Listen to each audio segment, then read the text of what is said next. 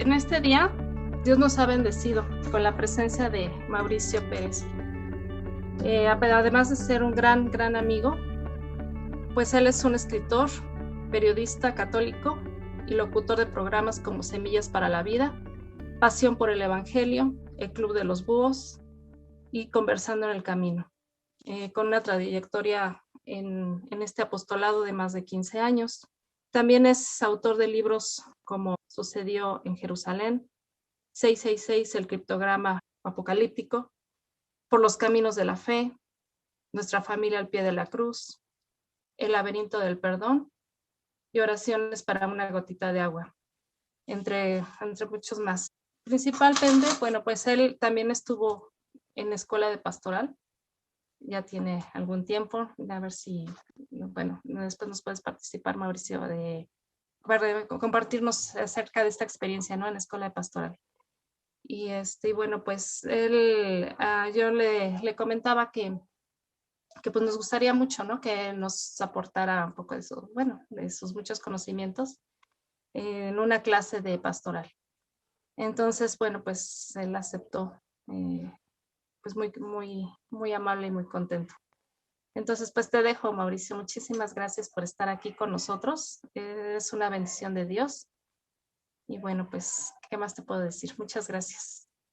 Al contrario, el agradecido soy yo por la invitación. Muy buenos días tengan todos. Y es una bendición especial que lleva un gozo muy especial también el poder estar de regreso en casa después de 21 años, casi 22, que salí de la escuela de pastoral.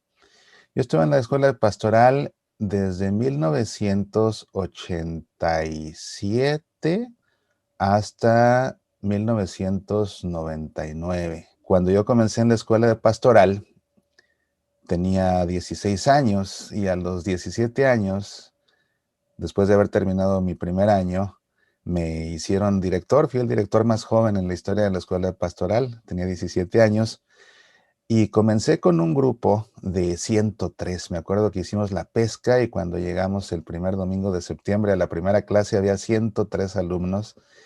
Y la gran sorpresa, yo creo que era para ellos, porque la edad de los alumnos que tenía, pues era la edad parecida a la edad de mis papás y parecida a la edad de mis abuelos. Y me veían con cierto recelo porque decían, bueno, ¿y este joven qué nos va a enseñar? O este muchacho, porque pues tenía 17 años, iba en la preparatoria todavía. En ese tiempo, pues imagínense ustedes, me tocó vivir muchas cosas ya la escuela de pastoral tenía más de una década en servicio y era sin duda uno de los apostolados de evangelización más grandes ya en México. Se había extendido en ese tiempo a otros países, ya tenía presencia en diferentes lugares de Estados Unidos, incluyendo Alaska. Había presencia, un poco después hubo en Angola, me acuerdo que se tuvieron que traducir las lecciones a portugués para poder abrir un centro en Angola. Entonces me tocó vivir cosas diferentes un poco que a ustedes, por ejemplo, una diferencia que no tiene mayor trascendencia, pero que a fin de cuentas me llamó la atención, es que la carpeta verde en la que van ustedes poniendo sus lecciones en mis tiempos era de cartón. Ahora pues ya me enseñaron que son más modernas de vinil, aunque era el mismo diseño. Y en ese tiempo no había uniforme, para nada había uniforme, tampoco había una escuela para niños, era únicamente la escuela pastoral. Me tocó a mí incluso ser punta de lanza en el sentido de que cuando yo avanzaba de grado, cuando yo entré nada más había hasta cuarto. Entonces, cuando yo llegué a cuarto, abrieron el quinto y luego abrieron el sexto. Y ahí se quedó estancado en sexto algunos años hasta que ya cuando yo dejé la escuela de pastoral fue que comenzaron a crear los años posteriores. Y la razón por la que salí de la escuela de pastoral fue porque me casé y vine a vivir a Estados Unidos, entonces tuve que dejarla. Pero también cuando tenía yo 20 años me hicieron visitador, era también el visitador más joven, tenía 3 centros a mi cargo. Y fue una experiencia realmente muy bonita. Me acuerdo remontándome a esa primera clase, les digo, con aquellos 103 alumnos que me veían todos con tanto recelo.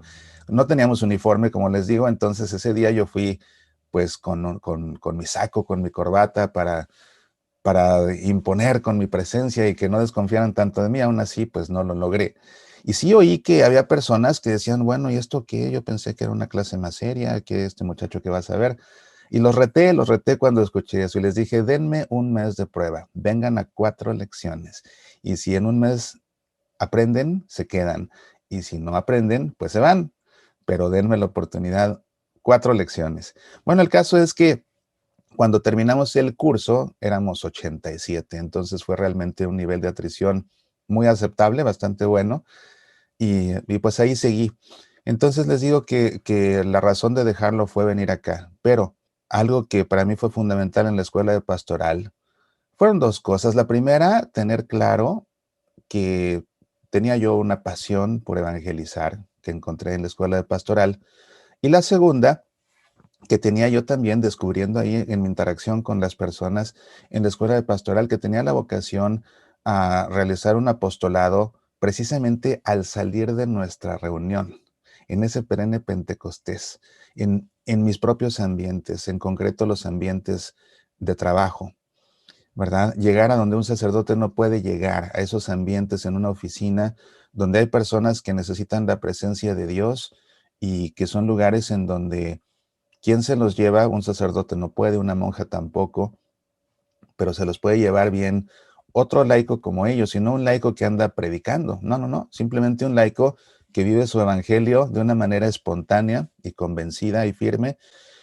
Y pues eso me ha dado la oportunidad a lo largo de tantos años de que efectivamente muchas personas en diferentes trabajos se acerquen a mí, incluyendo superiores míos, si no es buscando un consejo, sí buscando una oración o al menos alguien que los escuche sin juzgar. Y pues eso siempre ha sido una experiencia buena porque acá en Estados Unidos, donde yo vivo, pues es un país en donde la mayoría no son católicos. Entonces me ha tocado trabajar, tener por compañeros de trabajo lo mismo a mormones que a ateos, por ejemplo, porque he trabajado con muchos chinos, hindúes también, no se diga, bastantes protestantes.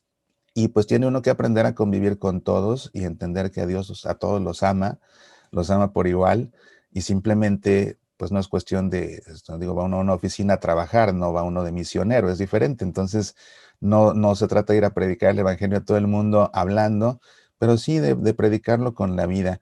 Y en verdad que eso me ha dado pues oportunidades, como les digo, de acercarme a las personas y de llevar a Dios a su presencia en diferentes momentos de su vida. Cuando vine a vivir a Estados Unidos fue muy interesante porque yo sabía que llegando a Estados Unidos lo primero que tenía que hacer era encontrar dónde continuar evangelizando, era algo que no iba a poder detener.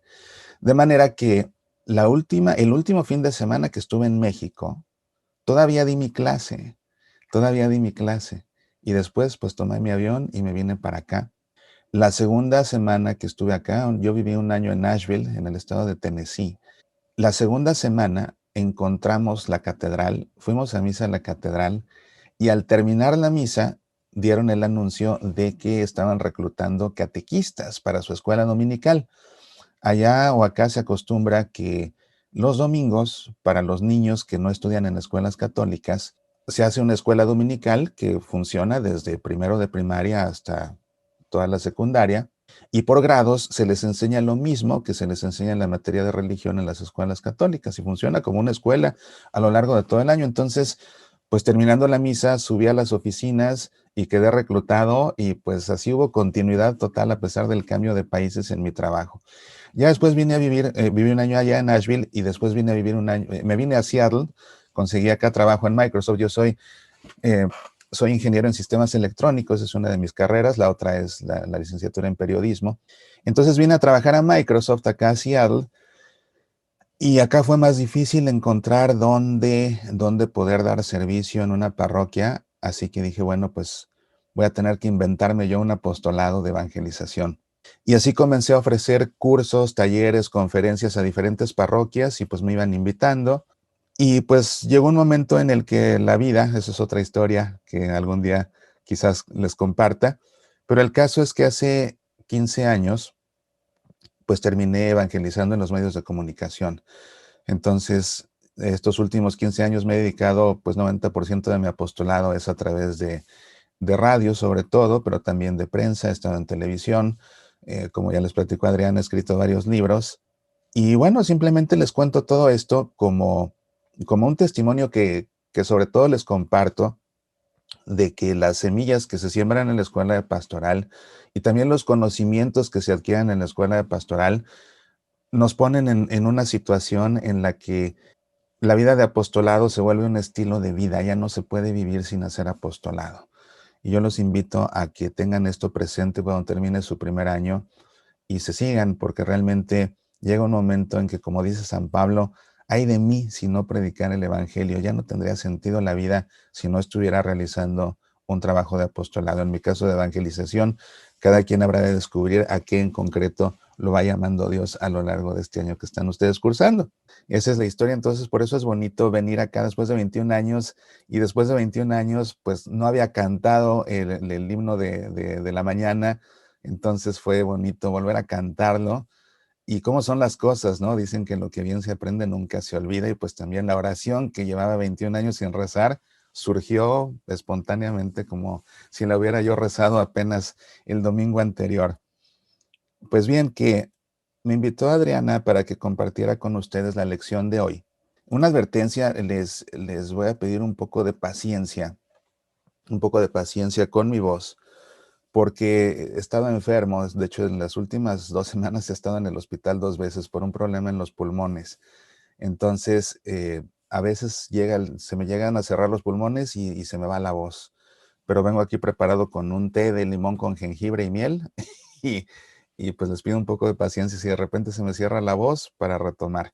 Algo que habíamos platicado anoche, Adriana y yo, era la posibilidad de, aprovechando que estoy aquí con ustedes, que en el momento del círculo de reflexión, en lugar de hacer un círculo de reflexión, ya haremos a lo largo de la clase preguntas que abrirán la reflexión, pero lo que pensábamos era abrir una sesión de preguntas y respuestas para que ustedes puedan aprovechar y preguntar lo que ustedes quieran saber, ya sea acerca del curso, algo que no les haya quedado claro, algo que quisieran profundizar, no se diga algo del tema que vamos a tocar hoy, o también pues alguna otra pregunta que tengan ustedes acerca de la misa, acerca de nuestra fe católica, pues con confianza y será una buena ocasión de responder todas las preguntas que tengan. Pues bien, el tema que nos ocupa en esta ocasión es el Día de Dios. Es la lección número 33. El dueño de nuestra existencia provoca el encuentro con nosotros. Ya están ustedes en la segunda parte de este curso que es pues el curso de moral, ¿verdad? De moral cristiana. Estamos viendo los mandamientos, ya vieron los primeros dos.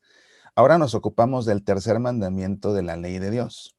Como antecedentes, pues hay que recordar estos aspectos que son fundamentales para entender bien el tema de hoy. Y son conceptos que ustedes aprendieron desde la lección 1, que si mal no recuerdo después de tantos años, se llamaba La religión es vida y amor, ¿verdad? Y entonces en esa lección aprendimos que dependemos de Dios, no estamos aquí solos, no aparecimos espontáneamente, Dios aquí nos puso, dependemos de Él y además los que estamos bautizados somos sus hijos.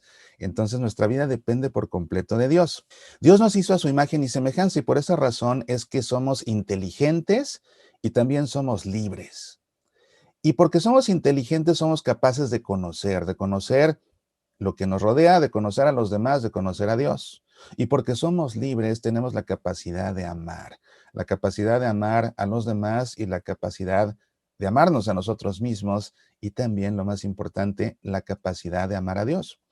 Y precisamente esa capacidad que tenemos de conocer a Dios y de amarlo es lo que abre las puertas para que establezcamos una religión, es decir, una relación con Dios. Y el tema que hoy nos ocupa depende precisamente de todo esto, de nuestra dependencia de Dios, de nuestro conocimiento y de nuestro amor a Él, a fin de cuentas, de nuestra religión, de nuestra religiosidad. Este tercer mandamiento, que bueno, pues ustedes recordarán que la forma contundente, clara, concisa, como lo expresa nuestro decálogo, simplemente es santificarás las fiestas. Y esto procede de este precepto que le dio Dios a Moisés cuando le dio las tablas de la ley. 6 días trabajarás y harás todos tus trabajos. Pero el día séptimo es día de descanso para el Señor tu Dios. No harás ningún trabajo, ni tú, ni tu esclavo, ni tus bueyes, pues en 6 días hizo el Señor el cielo y la tierra, el mar y todo cuanto contienen, y el séptimo descansó. Por eso bendijo el Señor el día del sábado y lo hizo sagrado. Como ven ustedes, el mandamiento de Dios era muy elaborado y nosotros lo traducimos simplemente así. Santificarás las fiestas. Algo que quisiera puntualizar en esta diapositiva. Es la forma como escribí el texto, porque es la forma correcta de escribir un texto bíblico que implica el nombre de Dios. La lección de ustedes tiene un error muy común que van a ustedes encontrar en infinidad de libros católicos. Dice, pero el séptimo día es día de descanso, esto dice su lección, para Yahvé tu Dios. Sin embargo, yo eliminé la palabra Yahvé porque es una palabra equivocada. La semana pasada ustedes vieron la lección de los títulos de Dios y ahí es donde aprenden acerca de los nombres de Dios. Recordarán ustedes que el nombre de Dios, el nombre con el si lo conocemos es porque así se le manifestó Dios a a Moisés. ¿Se acuerdan aquella hermosa escena en la que Moisés ve la zarza ardiente y que no se consume y le llama la atención y se acerca a la zarza ardiente y entonces Dios le dice, quítate las sandalias porque la tierra que pisas es tierra sagrada. Y le da la misión de ir a liberar al pueblo de Egipto de la esclavitud. Entonces, él dice, bueno, ¿y a quién le digo al faraón que me envía? Y le revela su nombre. Y el nombre que le revela es este, pero es un nombre impronunciable, que sabemos lo que significa. Yo soy el que es por sí mismo. A mí no me creo a nadie. Yo soy. Ese es el nombre de Dios. Y como ustedes saben, se escribe con ese tetragramaton, esas 4 letras, que en hebreo son la yod, la g, la waw, la g, que nosotros las transliteramos como YHWH, y que no se pronuncian. Es un nombre que es impronunciable. El nombre de Dios no se puede pronunciar. En primera, pues es un nombre sagrado. Entonces, por eso no nos cabe en la boca el nombre de Dios, es por lo que no lo podemos pronunciar.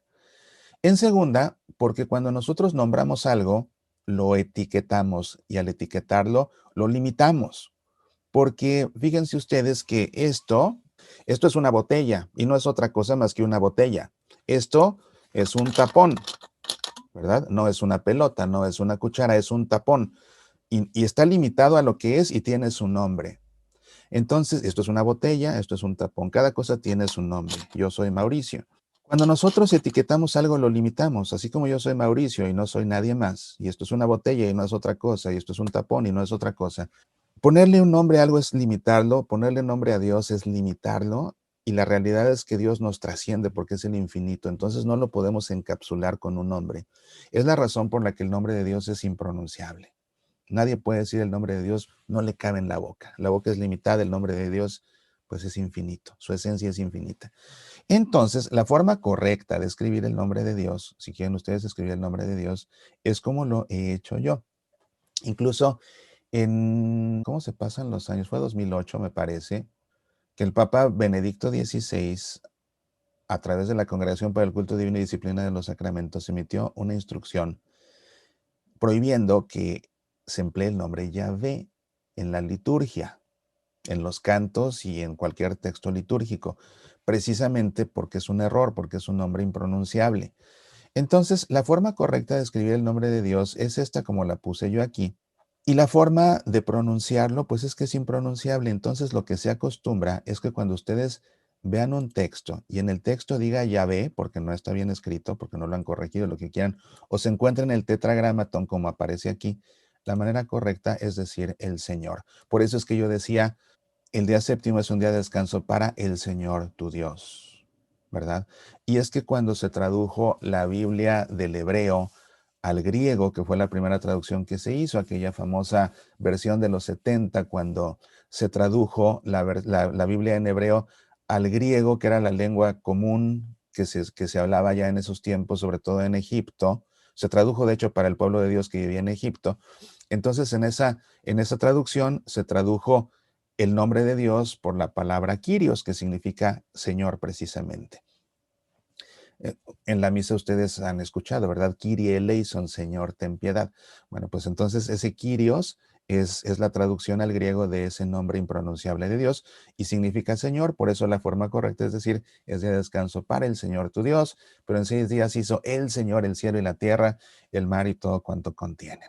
Hablar de la ley de Dios es hablar del derecho divino, por supuesto, ¿verdad? Y en esta ocasión, ocupándonos de este tercer mandamiento, lo que vemos es que Dios dispone que le dediquemos solo el séptimo día. El séptimo día resulta sagrado, Y resulta sagrado porque es un día que podemos dedicar a Dios. Y la razón por la que podemos dedicar a Dios, o bueno, pensemos en el pueblo de Dios, la razón por la que lo podían dedicar era porque era su día de descanso. Y este descanso semanal era incluso obligatorio. Era obligatorio precisamente para poder tener tiempo de dedicar ese día a Dios. Y Dios mismo, siendo Dios, el Todopoderoso, dice el primer poema de la creación que aparece en el libro del Génesis, que toda la creación la hizo en 6 días, pero al séptimo día Dios descansó. Dios mismo, siendo Dios, descansa. ¿Necesitaba Dios descansar? No, por supuesto que no. Sin embargo, descansa. Y de esta forma, como nuestro Creador y como nuestro Padre, nos da el ejemplo de que si Él, siendo Dios, descansa, nosotros necesitamos también descansar para reparar nuestras fuerzas y poder continuar en el camino. Nosotros no somos Dios, entonces no podemos pretender hacer más que lo que hace Dios mismo. Es necesario el descanso, necesario detenernos para recuperarnos y poder continuar. Y ese receso que hacemos precisamente nos da el tiempo necesario para poder darle culto a Dios. Y de esta manera es que nosotros, al descansar y al darle culto a Dios, cumplimos con este precepto y santificamos nuestro descanso semanal. Y es que Dios sabe que por cómo somos, corremos el riesgo de caer en la preferencia por lo material. Es muy fácil caer en la preferencia por lo material.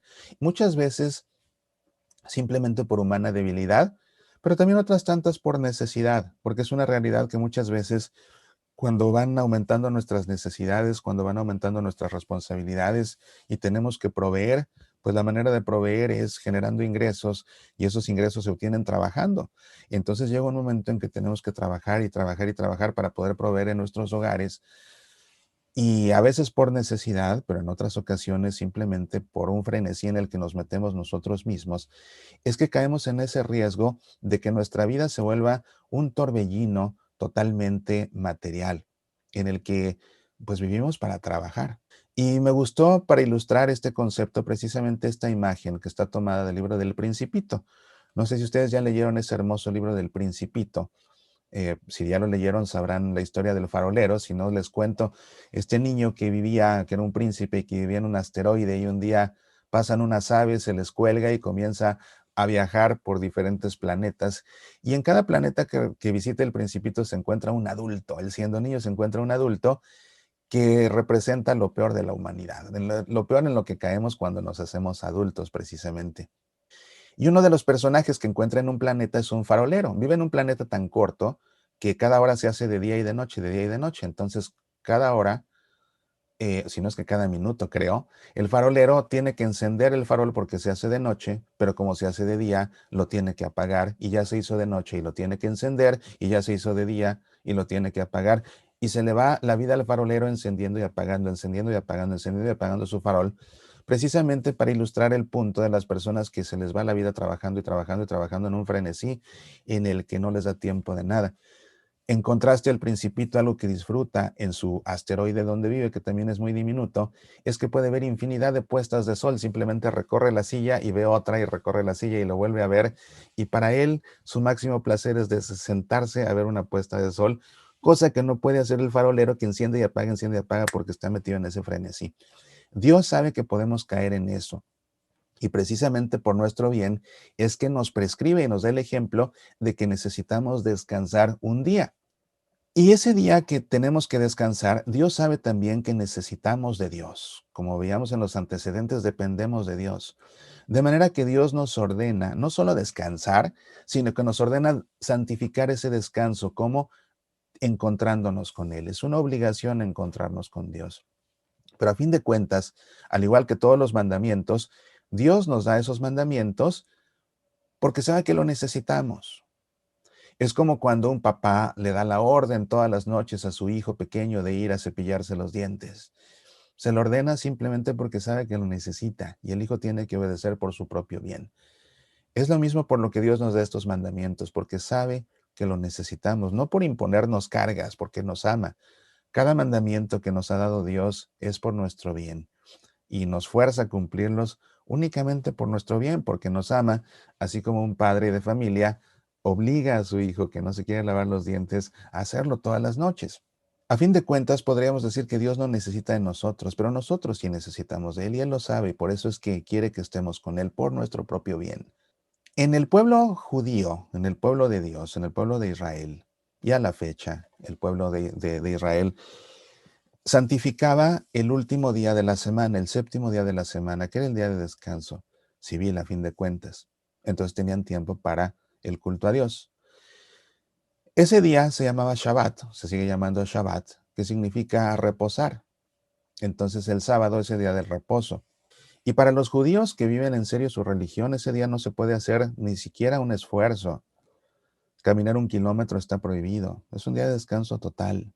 Encender luces en casa que no se necesitan está prohibido. Es muy extremo. Es un día de reposo total y de santificación a Dios.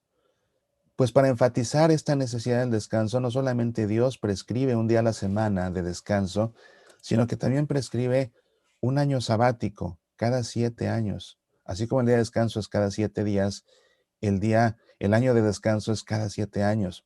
6 años sembrarás tu tierra y recogerás su producto.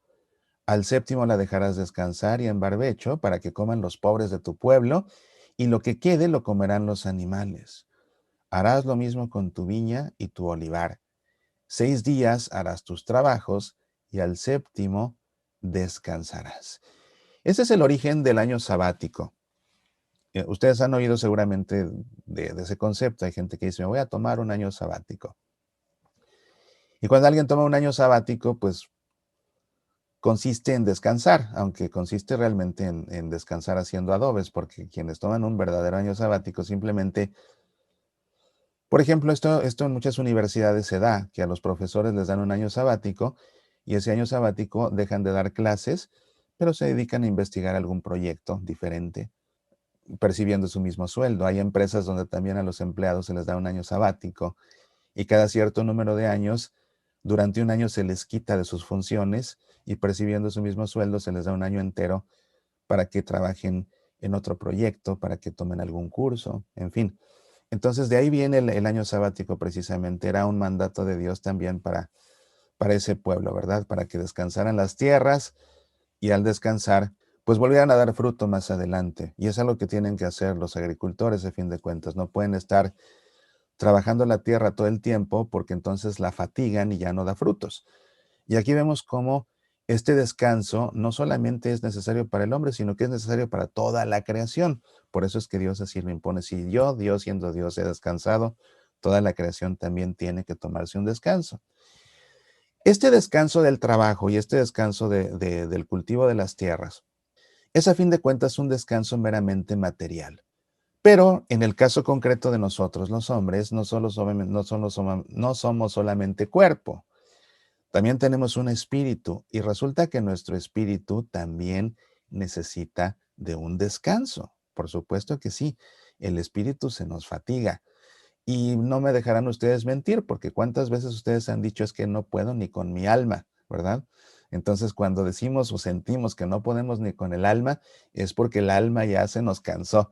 Así que también nuestro espíritu necesita de un descanso.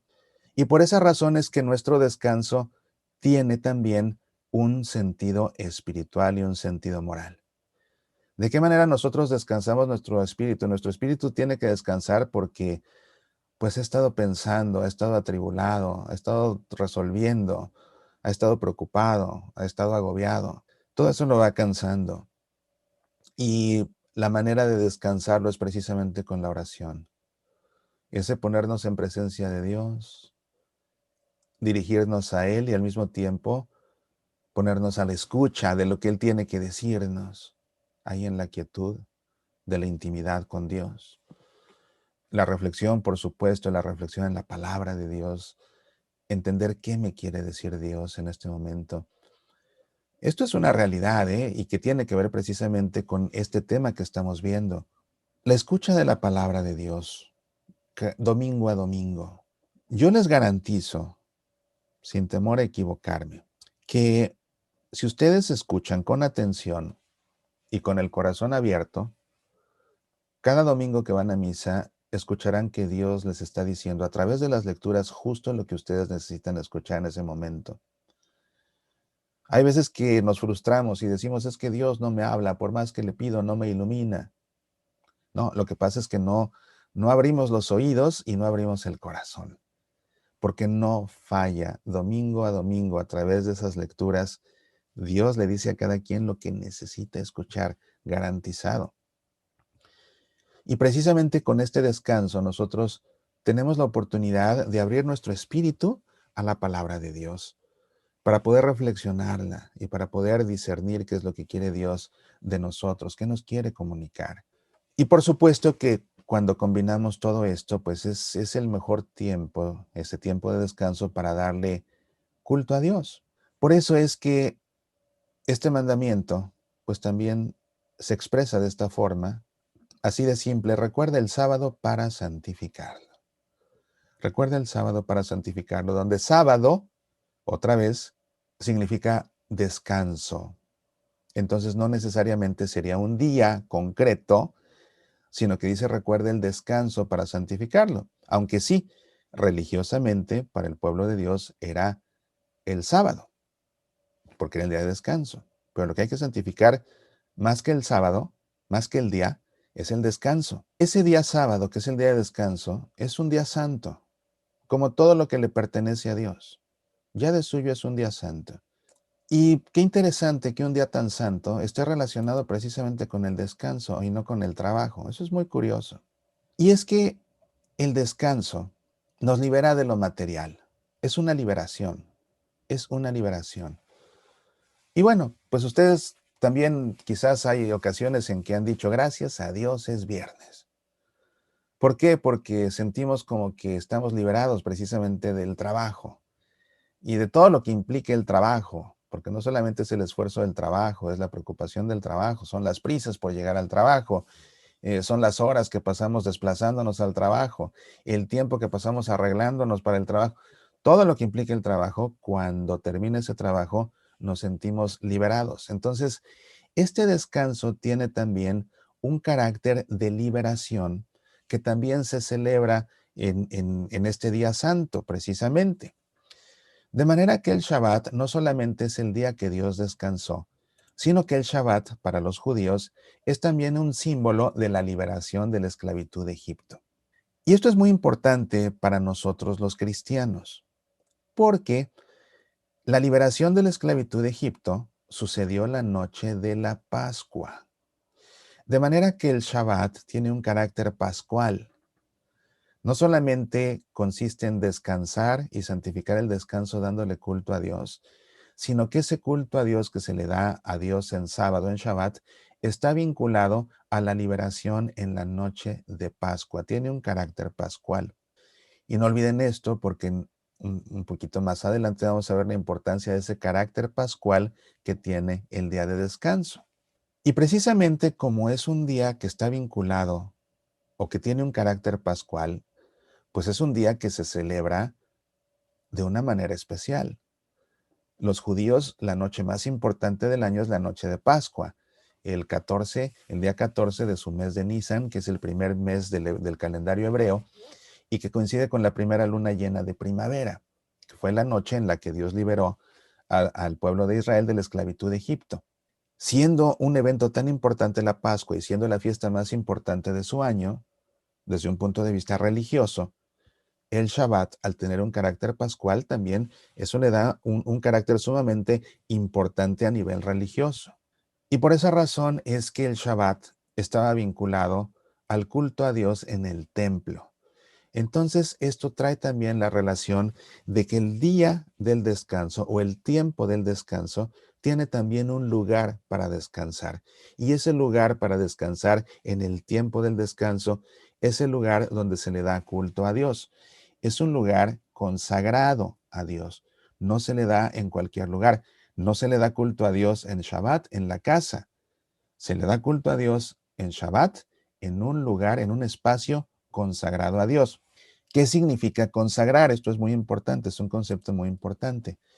¿Qué significa consagrar? A ver, vamos a abrir aquí los micrófonos y ustedes me dicen qué significa consagrar. ¿Quién quiere decir? Es más, no quién quiere decir, todos van uno por uno y me van a decir qué significa consagrar. A ver, Verónica. Vero, platícanos. ¿Qué significa consagrar? Gracias. Buen día. Es pues ofrecer, ¿no? Ofrecer o Ofrecer. A ver, ofrecer, ¿no? entonces tú dices que, que consagrar significa ofrecer. A Ajá. ver, Eduardo. Consagrar es dedicarle la vida al Señor. Dedicarle la vida al Señor. Significa dedicarte todos los... consagrar en sí es, sí, algo así como solamente dedicarse Ajá. al Señor. En el caso de consagrarse al Señor, ¿no? Consagrar en general significa dedicar toda tu actividad a algo. Es consagrarse a, eso es consagrar. Y consagrarse en el sentido de religión, en nuestro caso, bueno, es dedicarle todas tus actividades al Señor. Dedicarle todas tus actividades al Señor. Entonces, hablas de una dedicación y de dedicar la vida. Pero, por ejemplo, las hostias en la Eucaristía no están consagradas. Están consagradas y no son personas. A ver, Rosa, cuéntanos, ¿qué significa consagrar? Consagrar es darle, tomar en cuenta a Dios y darle un tiempo de mi tiempo, dárselo a Él, porque Él así lo predijo, que mi tiempo que Él me dio para descansar, se lo dediqué yo a Él. Entonces, para mí, eso significa para mí es consagrar a Dios. Ok, dedicar también tiempo a Dios. A ver, aquí dice Ángel Gabriel. A ver, cuéntanos, Ángel Gabriel. ¿Qué significa consagrar? Ángel Gabriel. Mientras está Ángel, ¿puede intervenir Alma? Buenos días. A ver. Soy Alma aquí con Eduardo. Alma, a ver, Alma. Es dar a Dios lo que es de Dios. Dar a Dios lo que es de Dios. Dar a Dios lo que es de Dios. Bien, eso nos va acercando, nos va acercando con buenos pasos. Muy bien, Alma. A ver. Con reverencia y veneración. Con reverencia y veneración. Ok, dar a Dios lo que es de Dios con reverencia y veneración. A ver, Lupita. Luz y Sal. Consagrar es donarse. Donarse. Vamos a pensar en el caso de las hostias. Piensen ustedes en el caso de las hostias, en el momento del ofertorio. ¿Qué se le presenta al sacerdote? Alguien va al altar y lleva una vinajera con vino, ¿verdad? Pero también lleva un copón. ¿Y qué contiene ese copón? Hostias. El copón contiene hostias, ¿verdad? Y de todas estas hostias, ¿qué hace el sacerdote? De todas esas hostias, ¿qué hace el sacerdote? Separa una. Las consagra. Separa una, ¿verdad? Piensen ustedes en una iglesia. La iglesia es un edificio consagrado. Y si ustedes ven, usualmente la iglesia se encuentra en una cuadra y en esa cuadra hay muchos más edificios, casas, comercios, edificios, lo que quieran. Hay más edificaciones y hay una iglesia que está consagrada y las otras edificaciones no. Consagrar significa separar. Es lo que significa. Simplemente eso, separar. Pero se separa algo del resto precisamente para dárselo a Dios. Entonces ahí comenzamos a unir los conceptos que ustedes compartieron. Pero en esencia, consagrar significa separar. Separar algo de lo mundano para dárselo a Dios. Y al momento en que eso que se ha separado de lo mundano se le da a Dios, se vuelve sagrado. De esta manera, las hostias, al ser consagradas, son pan que se ha separado del pan ordinario para ofrecérselo a Dios. Y ese pan, al ofrecérselo a Dios, en el ofertorio, se vuelve pan sagrado. Por eso el sacerdote lo bendice. Este tiempo está consagrado a Dios. El tiempo del descanso está consagrado a Dios. Es decir, de los 7 días de la semana, se separa un día para dárselo a Dios. Decía Alma, dar a Dios lo que es de Dios. Entonces, se le separa un día de todos los 7 días de la semana y ese día se le da a Dios porque a Dios le pertenece. Dar a Dios lo que es de Dios. Y este culto a Dios se le da en un espacio consagrado, no en cualquier lugar, en un espacio que se ha separado del resto de los espacios mundanos para dárselo a Dios. Entonces, este día de descanso implica un tiempo y un lugar consagrados a Dios. En Jerusalén, el pueblo de Dios daba culto a Dios en el templo. En el templo se realizaban sacrificios. Muy importante, el culto a Dios el día del descanso está relacionado con la práctica de sacrificios. Pero además de los sacrificios en el templo de Jerusalén, se llevaban a cabo asambleas de instrucción, donde se escuchaba la palabra de Dios, se predicaba sobre la palabra de Dios. Afuera de Jerusalén, el pueblo de Dios se le daba culto a Dios también en un espacio consagrado, que era la sinagoga. Entonces iban el Shabbat y siguen yendo el Shabbat a la sinagoga.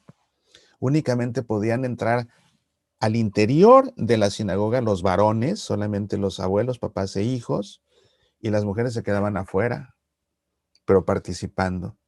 Y el culto a Dios en el Shabbat en la sinagoga igual consistía en oraciones, rezar los salmos, en leer la escritura y en predicarla para que se aprendiera. Es la forma como el pueblo de Dios en la antigüedad daba culto a Dios. En la actualidad igual, nada más que pues ya no tienen templo, entonces ya solamente lo hacen en las sinagogas, ¿verdad? Acuérdense que los romanos les destrozaron el templo en el año 70 después de Cristo. Se quedaron sin templo y solo quedó el Muro de los Lamentos.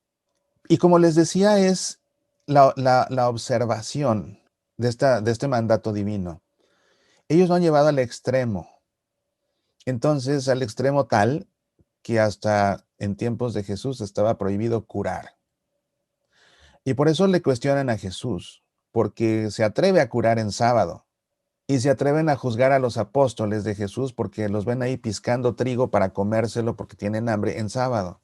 De manera que Jesús interpreta correctamente este mandato de Dios y da una enseñanza clara, interpretando correctamente ese mandato. El Shabbat es para el hombre y no el hombre para el Shabbat. El Shabbat es un día para el servicio del hombre, pero no el hombre está al servicio del Shabbat.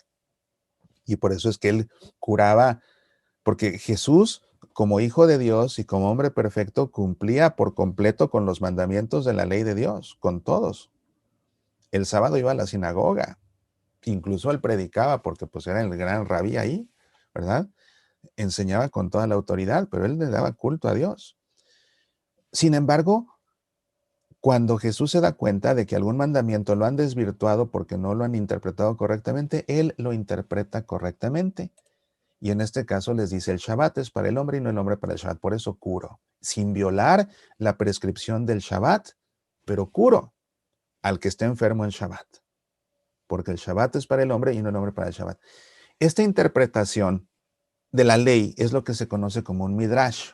En plural se dice midrashim. En el Evangelio ustedes van a ver diferentes midrashim de Jesús cuando él interpreta correctamente la ley. Por ejemplo, la ley acerca del divorcio, ¿verdad? A ustedes Moisés, por su dura cabeza, les autorizó que se divorciaran, pero yo les digo que lo que Dios ha unido, el hombre no pueda separarlo. Entonces, cuando Jesús dice, ustedes han oído que, pero yo les digo que, entonces eso es un midrash en el que Jesús está interpretando correctamente la ley de Dios, como sucede aquí. Ustedes han oído que se dijo ojo por ojo y diente por diente, pero yo les digo que... Ahora, hay una manera correcta de descansar y una manera incorrecta de descansar. Esta es la manera correcta de descansar para los hijos de Dios. Se descansa en Dios, precisamente. El que se olvida de Dios y descansa sin estar en Dios, realmente no está, ni siquiera humanamente está teniendo un descanso completo, porque precisamente está dándole descanso a su cuerpo material, pero no le está dando descanso a su espíritu, que tanto lo necesita. El verdadero descanso se encuentra en presencia de Dios, no tanto en el día sábado, sino estando en presencia de Dios es donde se descansa, o es cómo se descansa correctamente. Tanto es así que nuestro descanso completo, nuestro descanso total, lo vamos a tener no aquí en la tierra, sino en la vida eterna precisamente. Es la razón por la que cuando alguien muere, lo que le deseamos y lo que le pedimos a Dios es que descanse en paz, que goce de ese descanso en el que no va a tener tribulación alguna, en la que su alma va a estar en perfecta paz. Realmente la manera más plena de descansar es estando en paz. El que no se siente en paz por cualquier motivo, razón o circunstancia, aunque deje de trabajar, no descansa. No descansa, incluso aunque vaya a dormir en la noche, si su mente y su corazón y su alma están atribulados, no va a descansar porque va a estar con insomnio, dando vueltas a las cosas en su cabeza, ¿verdad? Entonces, para poder descansar se necesita estar en paz, y la paz completa se encuentra en presencia de Dios. Entonces el descanso completo no lo vamos a tener aquí en esta vida, lo vamos a tener en la vida eterna. Sin embargo, aquí en esta vida podemos ir gozando ya de un descanso que, si no es un descanso pleno, sí es un descanso suficiente y reparador cuando descansamos precisamente en presencia de Dios. Pero pensando en esto de que el descanso completo no será en esta vida, sino en la vida eterna, yo recordé una frase de San Maximiliano Kolbe, uno de mis santos favoritos. San Maximiliano Kolbe, ese santo polaco, ustedes tal vez conozcan su historia, pero pues es un santo que fue a dar al campo de concentración en la Segunda Guerra Mundial, porque en su monasterio franciscano escondía judíos. Entonces los nazis lo mandaron al campo de concentración. En una ocasión alguien trata de escapar del grupo al que pertenecía Maximiliano, alguien trata de escapar, y en represalia los nazis dicen: ¿saben qué? Vamos a coger a un grupo de ustedes al azar y los vamos a encerrar en una celda hasta que se mueran de hambre. Y un señor de ellos cae de rodillas y le suplica a los nazis: por favor, a mí no me maten, porque yo un día quiero volver con mi esposa y con mi hijo. Y cuando Maximiliano Kolbe oyó eso, a sus 47 años de edad, dijo: tómenme a mí. Los nazis le preguntaron: ¿y tú quién eres? Y él dijo: yo soy un sacerdote. Mandaron a Maximiliano Kolbe con los demás a morirse de hambre. Y a esos que estaban ahí muriendo de hambre, Maximiliano los ayudó a morir en paz. Los ayudó a morir en paz. Pasaron los días y no se habían muerto todos, incluyendo a Maximiliano. Entonces se fastidiaron los nazis, entraron y les aplicaron una inyección de ácido carbólico para matarlos. Y así murió Maximiliano, no de hambre, sino de una inyección letal.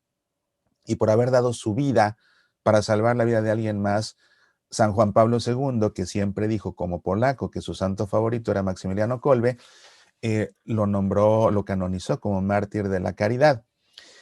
Y Maximiliano Kolbe es para mí un santo muy importante, porque además es el fundador de un movimiento de evangelización que se llama Milicia de la Inmaculada, al cual yo pertenezco, y los miembros de la Milicia de la Inmaculada nos consagramos a la Inmaculada Concepción. Y pues vivimos nuestra consagración al estilo espiritual de San Maximiliano Kolbe. Y Maximiliano Kolbe tenía una frase que a mí me gusta mucho, porque pues él era sumamente trabajador, obviamente. Y Maximiliano Kolbe decía que en esta vida hay mucho por hacer, ya descansaremos cuando muramos, ¿verdad? Y eso a mí siempre me da fuerzas cuando de repente siento que no puedo con tantas cosas, porque pues imagínense, ¿verdad? Como les digo, soy ingeniero en sistemas electrónicos. Actualmente ocupo un cargo directivo en una empresa de tecnología, pero también soy periodista, entonces también escribo para publicaciones seculares, pero también escribo para publicaciones religiosas. Además de este apostolado que en los medios pues es muy demandante, porque todos los días tengo que sacar algo, y las conferencias que doy, los retiros que dirijo, y aparte tengo 2 hijos, entonces tengo que estar con mis hijos llevándolos a la escuela, recogiéndolos, acompañándolos a sus eventos deportivos de la escuela, ayudándolos a hacer tarea cuando se atoran, más las actividades propias de casa. Entonces son muchas cosas, ¿verdad? Y hay veces que sí siento de repente que tengo que hacer mi programa y ya me siento cansado para hacer el programa, y me acuerdo de esto: en esta vida hay mucho por hacer, ya descansaremos cuando muramos. Sin embargo, hay algo que es muy importante que no debe olvidar nadie, y esto es importantísimo para la escuela de pastoral. ¿Por qué? Porque en la escuela de pastoral se convierte en un estilo de vida que puede llegar a ser muy demandante, muy demandante. Y quienes van avanzando en años de estudio se van dando cuenta de lo demandante de tiempo que puede ser la escuela de pastoral. Atención con esto. Esto no se les debe olvidar nunca. Esto es algo que usualmente cuando me han entrevistado en radio o en televisión, me preguntan, bueno, y con todas estas actividades, ¿cómo haces para poder con todo? Hay un principio que siempre trato de conservar y me esfuerzo por conservar, y cuando no lo cumplo, la vida se me viene abajo. Pensemos en la rueda de una carreta y pensemos que en la rueda de la carreta, cada uno de los rayos de la rueda es una de las actividades que tenemos que hacer en la vida, o de las obligaciones que tenemos que hacer en la vida, mejor dicho, porque hay algunas por ahí que no son actividades, como el descanso, ¿verdad? Dormir, por ejemplo. Pero cada uno de los rayos de la carreta es un aspecto de la vida: el trabajo, los amigos, la pareja, los hijos, el hogar, el estudio, la devoción, el apostolado, donde en devoción entra el culto a Dios precisamente, ¿verdad? Ir a misa, rezar rosarios, ir a ver al Santísimo, la familia, los hobbies, ¿verdad? Los pasatiempos, el descanso, el ejercicio, porque necesitamos un cuerpo sano, necesitamos ejercitarlo de alguna forma. Todos esos son los aspectos de la vida. Para que la vida ruede y la carreta de la vida ruede y avance de una manera sana y de una manera correcta, se necesita un equilibrio. Donde aquí, pues esta rueda de la carreta no puede estar desprendida de la carreta, porque si se desprende de la carreta, lo que va a pasar con esa rueda, si se zafa de la carreta, lo que le va a pasar es que de repente va a empezar a dar giros hasta que caiga acostada, y entonces la vida se detiene por completo. Para estar sujeta a la carreta de la vida se necesita un eje, donde ese eje es Dios precisamente. Si la rueda de la carreta está sujeta al eje, no se va a caer y no se va a quedar detenida. Necesita ir sujeta al eje. Pero para que pueda rodar correctamente, tienen que estar bien balanceados todos sus rayos.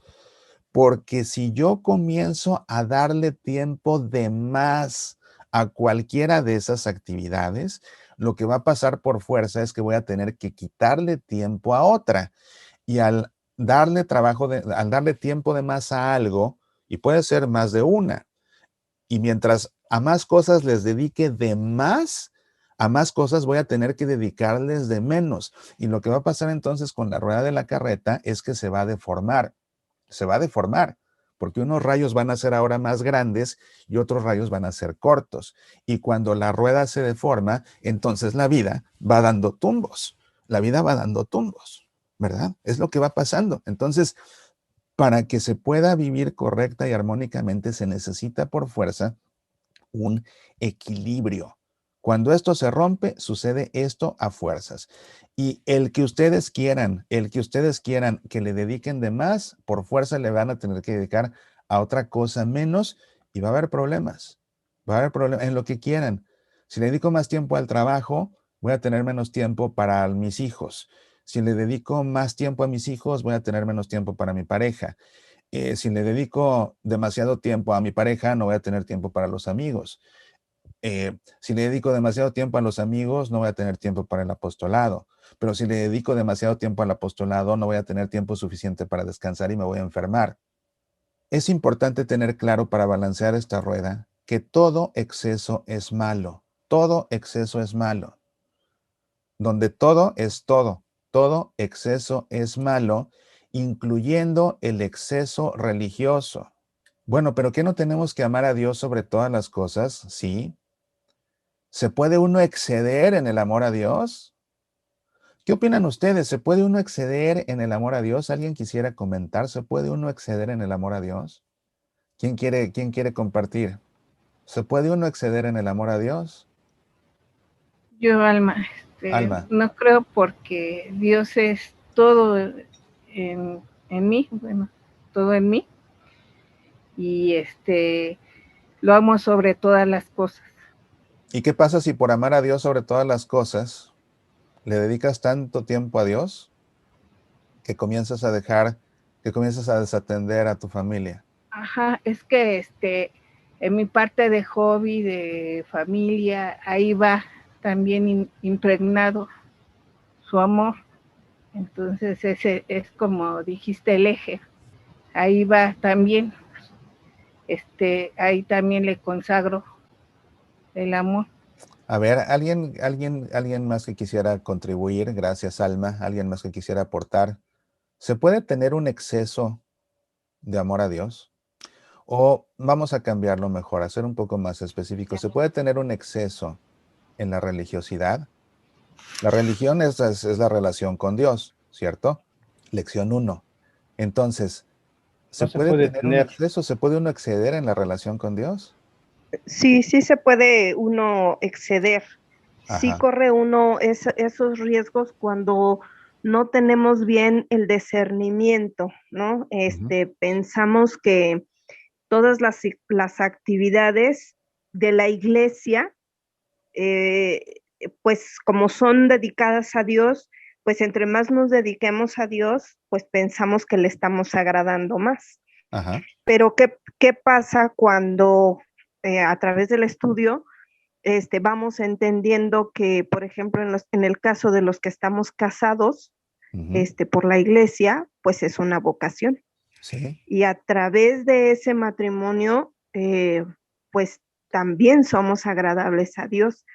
Entonces, es una labor de discernimiento, es una labor de, de ir separando también, como ahorita usted nos hace mención de que esas actividades, tanto en el trabajo, porque también en el trabajo pues se puede evangelizar y desde el trabajo podemos ser agradables a Dios, podemos expresar el amor que tenemos a Dios.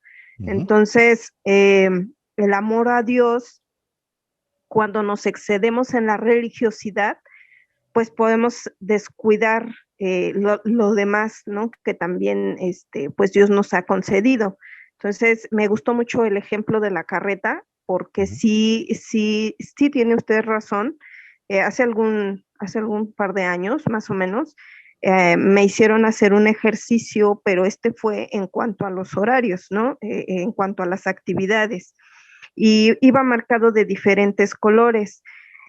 Entonces, cuando yo hice ese ejercicio, creyendo que dedicarme a las cosas de Dios, las cosas de la iglesia, escuela de pastoral y todas estas actividades, yo me di cuenta que le dedicaba el 70% a la obra y los servicios de la iglesia. Sí. Entonces, cuando el sacerdote me dice, es que tiene que haber un equilibrio, ¿no? Tienes estas actividades, tienes tu vocación, tienes que hacer esto.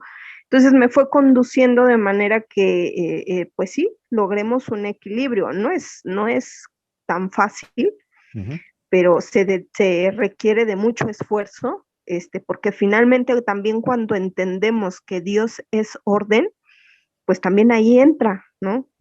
Damos ese testimonio de orden cuando tenemos un equilibrio en las cosas. sí. Así es, Lupita. Y, y realmente algo que cuando dije atención ustedes que están en la escuela de pastoral es porque al estar en la escuela de pastoral, pues cuando terminan el primer año forman parte del equipo laico al servicio de la pastoral y la palabra clave es laico. Entonces nosotros como laicos, nuestra principal obligación es el mundo secular que Dios nos dio. Dios nos manda a los laicos a llevar el evangelio a la vida de todos los días, a los ambientes de trabajo, a las escuelas, a los medios de transporte, a la calle, a la política misma, a los medios de comunicación. Si nosotros los laicos nos abstraemos de esa realidad que es nuestra principal obligación para dedicarnos de más, donde la clave está en el de más, para dedicarnos de más a una actividad religiosa, haciendo cosas que ya no nos corresponden porque no estamos consagrados, no somos ni monjas, ni sacerdotes, ni hermanos, somos laicos. Entonces, si nos abstraemos de la realidad material en la que tenemos que desenvolver nuestro apostolado, ¿quién va a impregnar el mundo en el que vivimos, que no deja de ser importante porque Dios lo creó para nosotros y lo puso aparte en nuestras manos? ¿Quién va a llevar el evangelio a ese mundo? Y por eso vemos que pasa lo que pasa, que los medios de comunicación han sacado los valores, que la política promueve antivalores, que en los ambientes de trabajo se cometen injusticias o se cometen fraudes. Entonces, en una escuela, por ejemplo, que hay maestros que maltratan a sus alumnos, si no somos nosotros los que estamos en el mundo llevando el amor de Dios, defendiendo los valores del evangelio, entonces ¿quién lo va a hacer? Esa es tarea nuestra y de nadie más, es tarea nuestra. Pero para poder hacer todo, porque eso no significa, entonces me desentiendo del apostolado. No, no puedo porque estoy bautizado. Y porque estoy bautizado, fui ungido como sacerdote, como profeta y como rey. Entonces, porque soy ungido como profeta, tengo la obligación también de evangelizar. Entonces, no puedo tampoco dedicarme únicamente a toda mi vida material y anular la parte apostólica, porque otra vez se me desbalancea la rueda de la carreta. Tiene que estar todo perfectamente equilibrado. Entonces, el exceso de religiosidad existe y es un vicio. Como todo exceso, el exceso de religiosidad es un vicio porque desbalancea la vida misma, la acaba desbalanceando. Hay que tener cuidado porque el exceso de religiosidad puede ser una tentación del diablo mismo.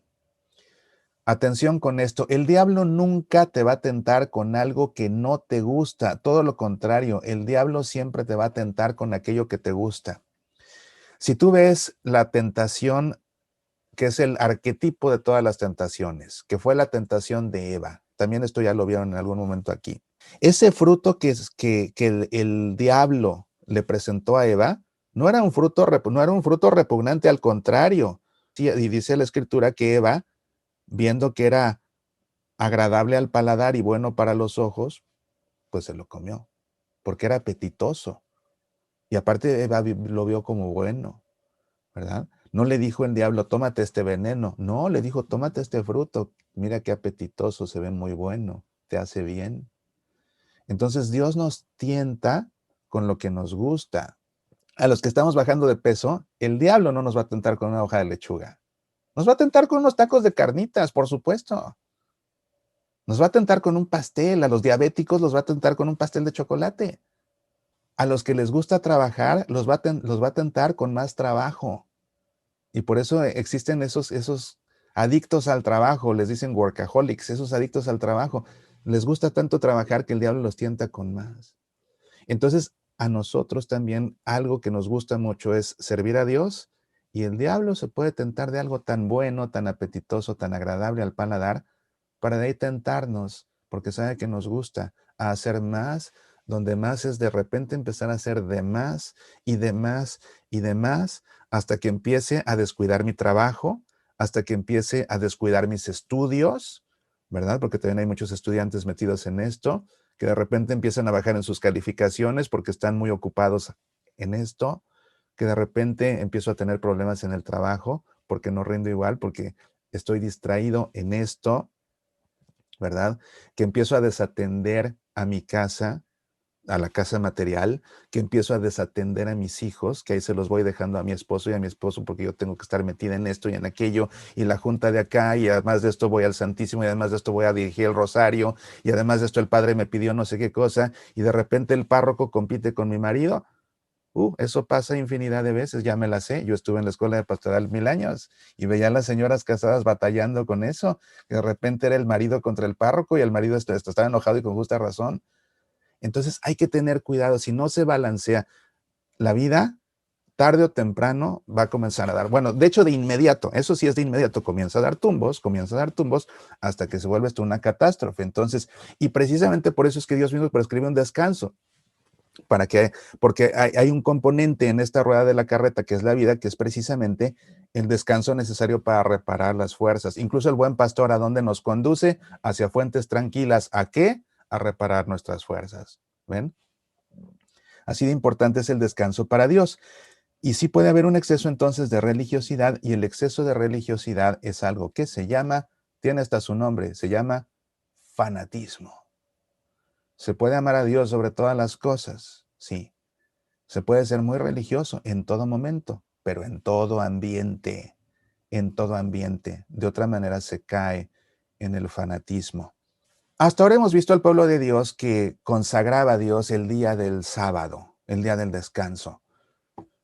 Pero resulta que nosotros no celebramos, ni dedicamos, ni consagramos a Dios el descanso. Nosotros los cristianos consagramos a Dios el domingo. ¿Por qué es que se cambió este día de descanso y de culto a Dios del sábado al domingo? ¿Quién quiere contestar? ¿Por qué ese día resucitó Jesús? Porque ese día resucitó Jesús, dice Martín. Bien, Martín, diste un buen paso, pero falta otro. ¿Por qué cambió el sábado al domingo? Hay otro aspecto también que es muy importante. Y no se preocupen, ¿eh? Todos los años yo pregunté lo mismo y todos los años la respuesta que me dieron fue la respuesta que dio Martín, porque es cierto. Pero hay otro componente muy importante que se suele pasar por alto. Y precisamente esta clase es para ilustrarlo y que lo aprendan. Nosotros celebramos en domingo, en primer lugar, porque Cristo resucitó, pero también porque es el día en el que Dios comenzó la creación. O sea, Dios empezó a hacer la creación cuando, pues, el primer día de la semana. Pero resulta que con la resurrección de Jesús, Dios recrea lo que estaba creado. Entonces, el día de la resurrección del Señor, que es el octavo día, se conoce como el octavo día de la creación, que es el día en el que Dios ha recreado las cosas. Es el día de la nueva creación, porque ahora todo está nuevamente creado en Cristo Jesús, que ya resucita. Entonces, ¿por qué los cristianos damos culto a Dios el domingo? Porque es el día del Señor, el dies dominica, de ahí viene la palabra domingo, de dies dominica, día del Señor, porque es el día que Jesús resucitó y porque es el día de la nueva creación. Esas son las dos razones, el día de la nueva creación. Pero a fin de cuentas, Jesús resucita y la resurrección de Jesús es parte del misterio pascual, que está formado por la última cena, la pasión del Señor, su muerte en la cruz y su gloriosa resurrección. De manera que nuestro descanso, que ahora es dominical, a fin de cuentas es un día de descanso, dedicado al culto a Dios y con un fuerte carácter pascual porque Cristo resucitó. El descanso de los judíos era un día de descanso, el Shabbat, que estaba consagrado a Dios y con un fuerte carácter pascual, porque estaba vinculado a la liberación en la noche de Pascua de la esclavitud del pueblo de Israel de Egipto. ¿Ven cómo en esencia se preserva, nada más que cambia de día, pero la esencia se preserva por completo? ¿Ven? Día de descanso, consagrado al Señor con carácter pascual. ¿Sí o no? Sigue siendo un día de descanso y de culto a Dios el domingo. Y así es como se santifica. El mandato de Dios es santificarás. Nosotros decimos santificarás las fiestas. Entonces, ¿cómo se santifica? Con el descanso y con el culto a Dios. Y este descanso es importante. Y vean ustedes lo que pasa cuando los laicos no están donde tienen que estar. Aquí en México hace décadas así era. Bueno, el siglo pasado así era. Pero hay países donde esto sigue sucediendo, sobre todo en Europa. El domingo no se trabaja, no se trabaja. No abren las tiendas, no abren los supermercados, no abren los cines, nada abre. En muchos países en Europa todavía el domingo es un día de descanso total, total. Pero cuando los laicos no hacen lo que tienen que hacer y se atrapan precisamente, se dejan atrapar por el mundo material, no, pues es que hay que abrir hasta el domingo porque pues el domingo son ventas. Y antes funcionaba la vida perfectamente con las tiendas cerradas en domingo. ¿Y por qué ahora no? ¿Y por qué en tantos países en Europa pueden y acá no? Es lo que pasa. Ahora, si yo, por ejemplo, soy comerciante, tengo una tienda y me tomo en serio el mandamiento de Dios, pues entonces el domingo cierro. Y no solamente para yo tener tiempo para Dios y descansar porque Dios me lo manda, sino para permitir que mis empleados también tengan el descanso que Dios les manda. Si tengo servidumbre en casa, porque soy cristiano, les doy descanso el día que tienen que tener descanso para que también puedan descansar y para que puedan darle culto a Dios. Es la importancia, y precisamente porque los laicos se abstraen de la realidad donde tienen que estar, pues pasan lo que pasa y vemos cómo realmente el materialismo va atrapando a la humanidad. El descanso sigue siendo una forma de santificar el domingo, descansando y dándole culto a Dios. Ahora, veíamos que por el carácter pascual del Shabbat, lo que se celebraba en el templo eran sacrificios. El culto a Dios encuentra en el sacrificio su máxima expresión. Esa es la máxima expresión del culto a Dios, el sacrificio. En el templo de Jerusalén, pues se degollaban animales, se degollaban bueyes, se degollaban corderos, se mataban aves, tórtolas, pichones.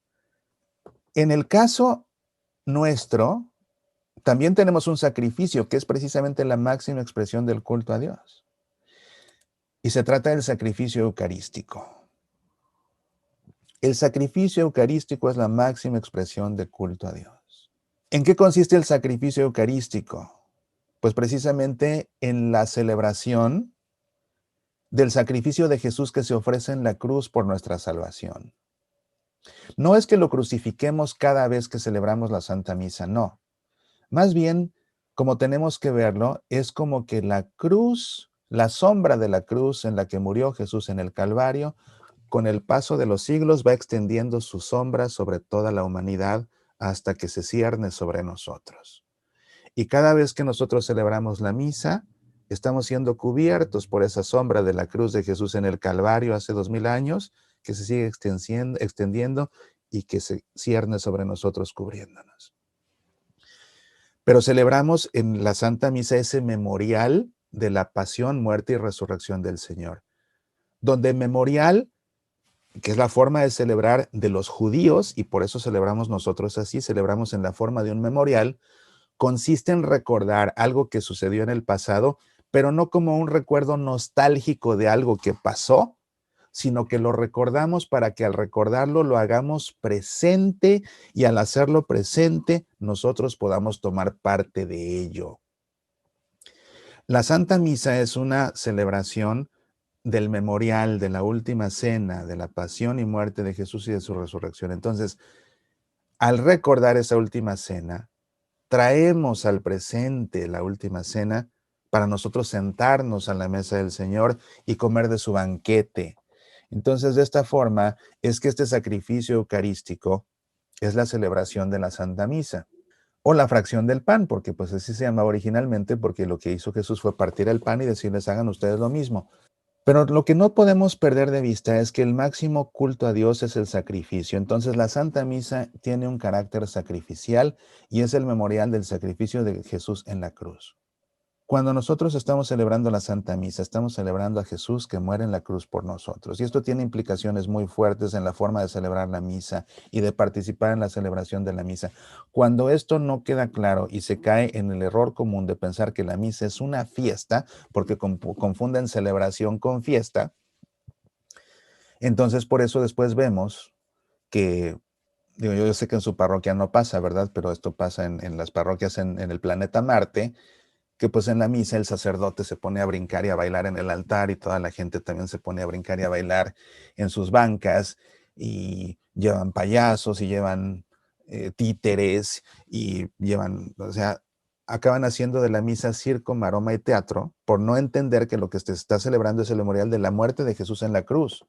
Todo lo que yo haría si estuviera de pie ante la cruz de Jesús en el Calvario mientras Él muere por mí, es lo que me es lícito hacer en la misa.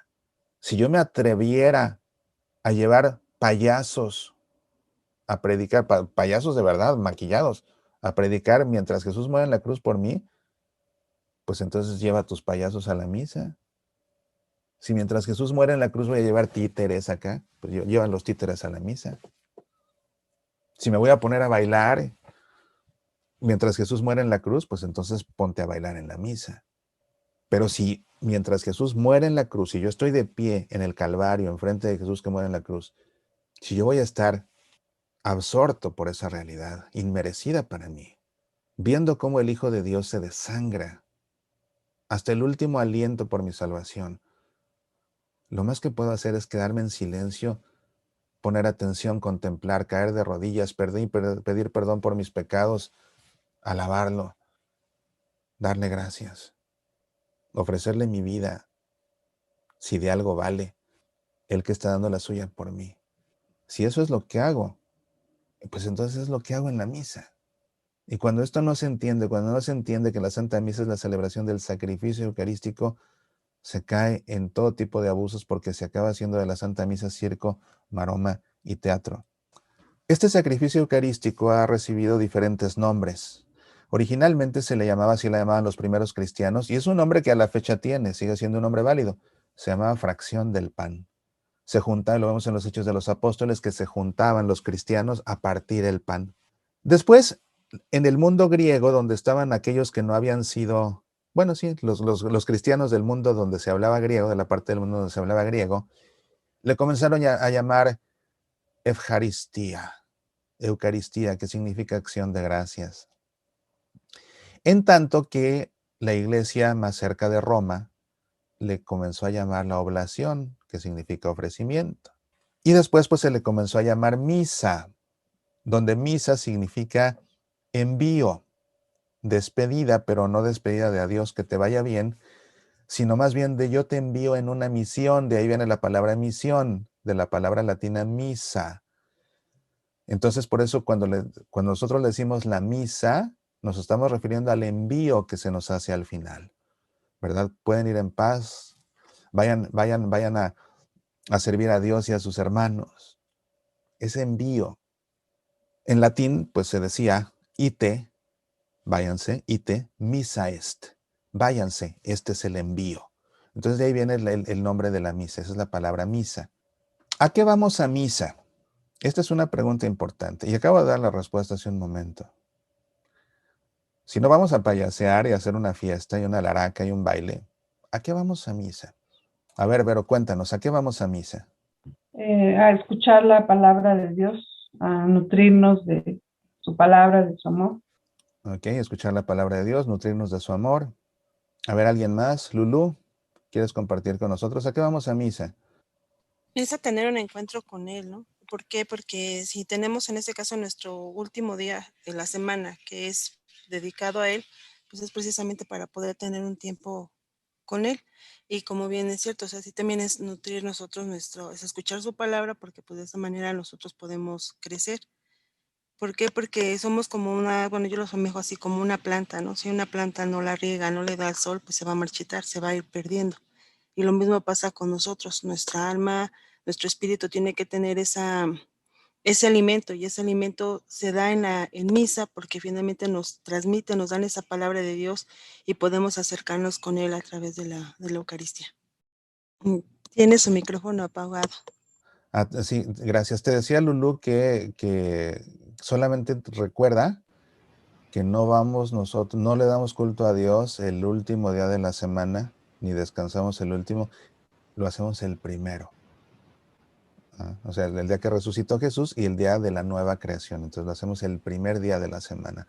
Los que lo hacen el último son los judíos. Entonces es importante tener eso claro. Gracias, Lulú. Rosa, ¿a qué vamos a misa? Para tener un encuentro con Dios, para hacer un sacrificio y recibiéndolo en su cuerpo en la Eucaristía. Para hacer un sacrificio con Dios en la Eucaristía. Recibiendo su cuerpo en la Eucaristía. Muy bien, muy bien. ¿Para qué más vamos a misa? Ya dijiste algo importantísimo. ¿Para qué más vamos a misa? Ángel Gabriel, ¿para qué vamos a misa? Parece que mi señal de aquí de la tierra no está llegando hasta el reino de los ángeles porque ya van 2 intentos y no logró entablar contacto con el ángel Gabriel. A ver, entonces alguien más que no haya contestado por acá, déjenme ver, ¿quién más? Agradecerle por perdonarnos nuestros pecados y a pedirle nuevos favores.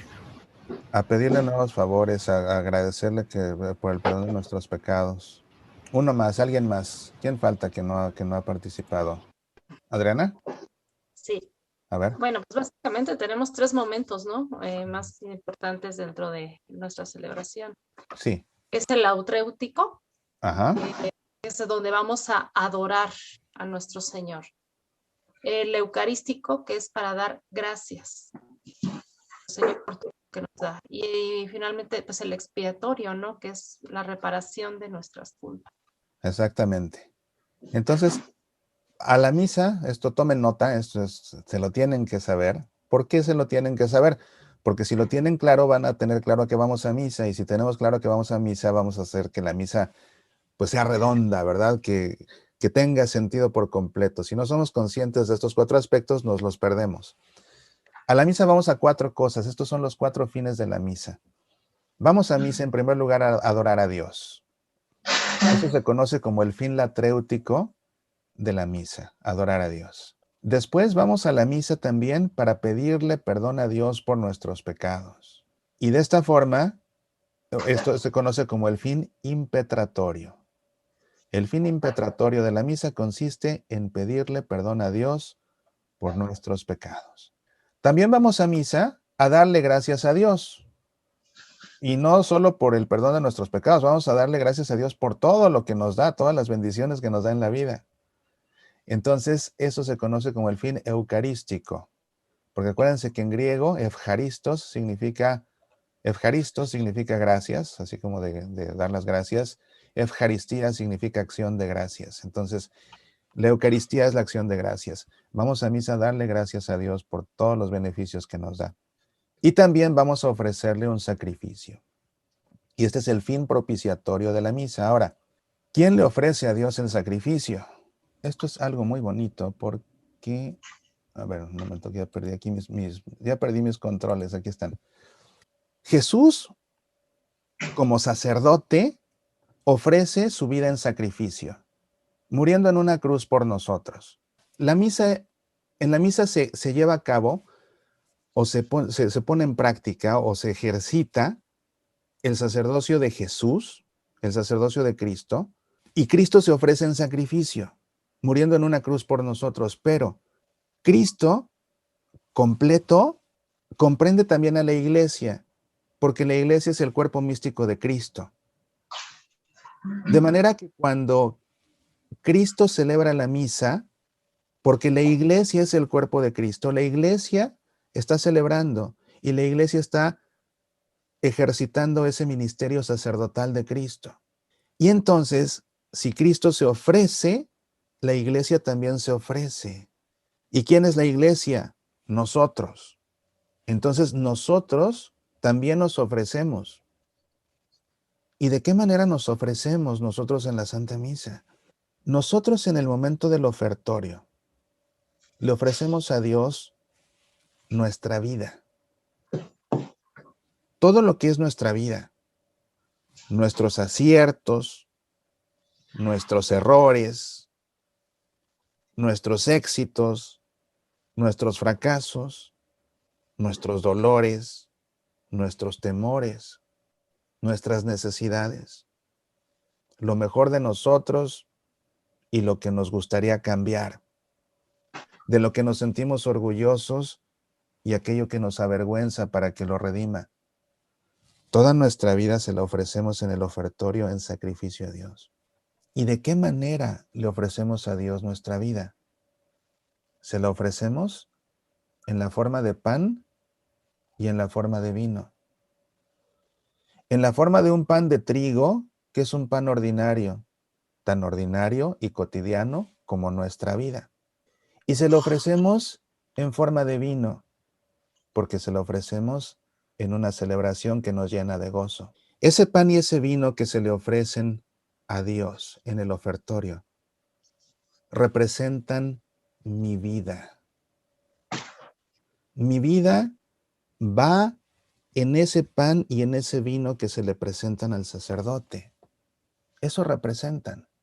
De manera que cuando estoy en la misa en el momento del ofertorio, al ver que se acercan al altar con el pan y el vino para dárselos al sacerdote, en ese momento debo pensar en todo lo que le estoy ofreciendo a Dios, que es todo mi ser. Hay un canto muy bonito que expresa esta realidad de una manera muy clara. Esto que te doy es vino y pan, Señor. Esto que te doy es mi trabajo. Si lo conocen ustedes, lo expresa perfectamente. Y resulta que ese pan y ese vino que representan mi vida que estoy ofreciendo en sacrificio, por el poder del Espíritu Santo que va a enviar Dios Padre desde el cielo, ese pan y ese vino que simbolizan mi vida se van a convertir en el cuerpo y la sangre del Hijo de Dios. Ese pan y ese vino que ofrezco porque representan mi vida, el Espíritu Santo que envía Dios Padre lo va a convertir en el cuerpo y en la sangre del Hijo de Dios. Y de esa manera vamos a poder estar en comunión. Jesús, para poder morir en la cruz por mí, en mi nombre, y que valga su muerte por mí y por mis pecados, tiene que llevarme consigo a la cruz de alguna forma. Y precisamente para poder llevarme a la cruz consigo, necesita que esté yo en comunión con Él. Entonces, para poder estar yo en comunión con Él, dio el sacramento de la Eucaristía, para que comiendo ese pan y ese vino estemos en comunión, nos hagamos uno, y ya siendo uno, Él pueda morir por mí, y al resucitar pueda abrir las puertas de la resurrección para mí. La misa es un sacrificio, y yo le ofrezco a Dios en sacrificio mi vida toda, con lo bueno, con lo malo, todo va ahí. Cuando yo veo que en el ofertorio le llevan al sacerdote el pan y el vino, tengo que estremecerme, dándome cuenta de que en ese pan y en ese vino se va mi vida en sacrificio.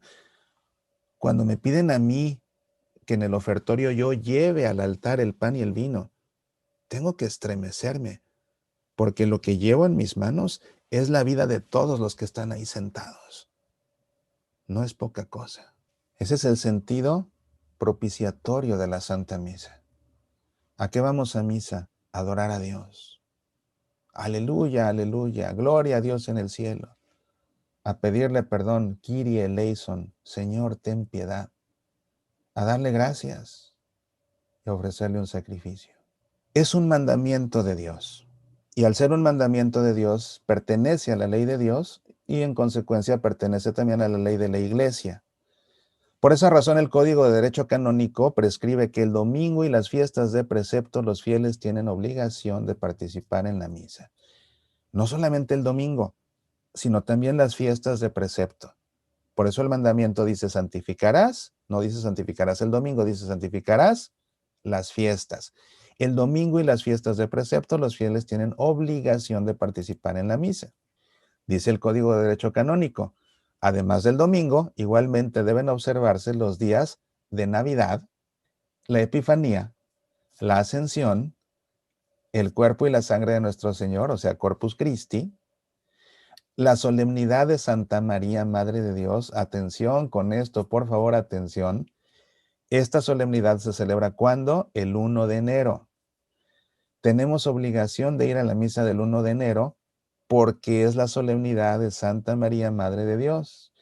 Pero como se celebra el 1 de enero, muchos piensan que es la misa de Año Nuevo.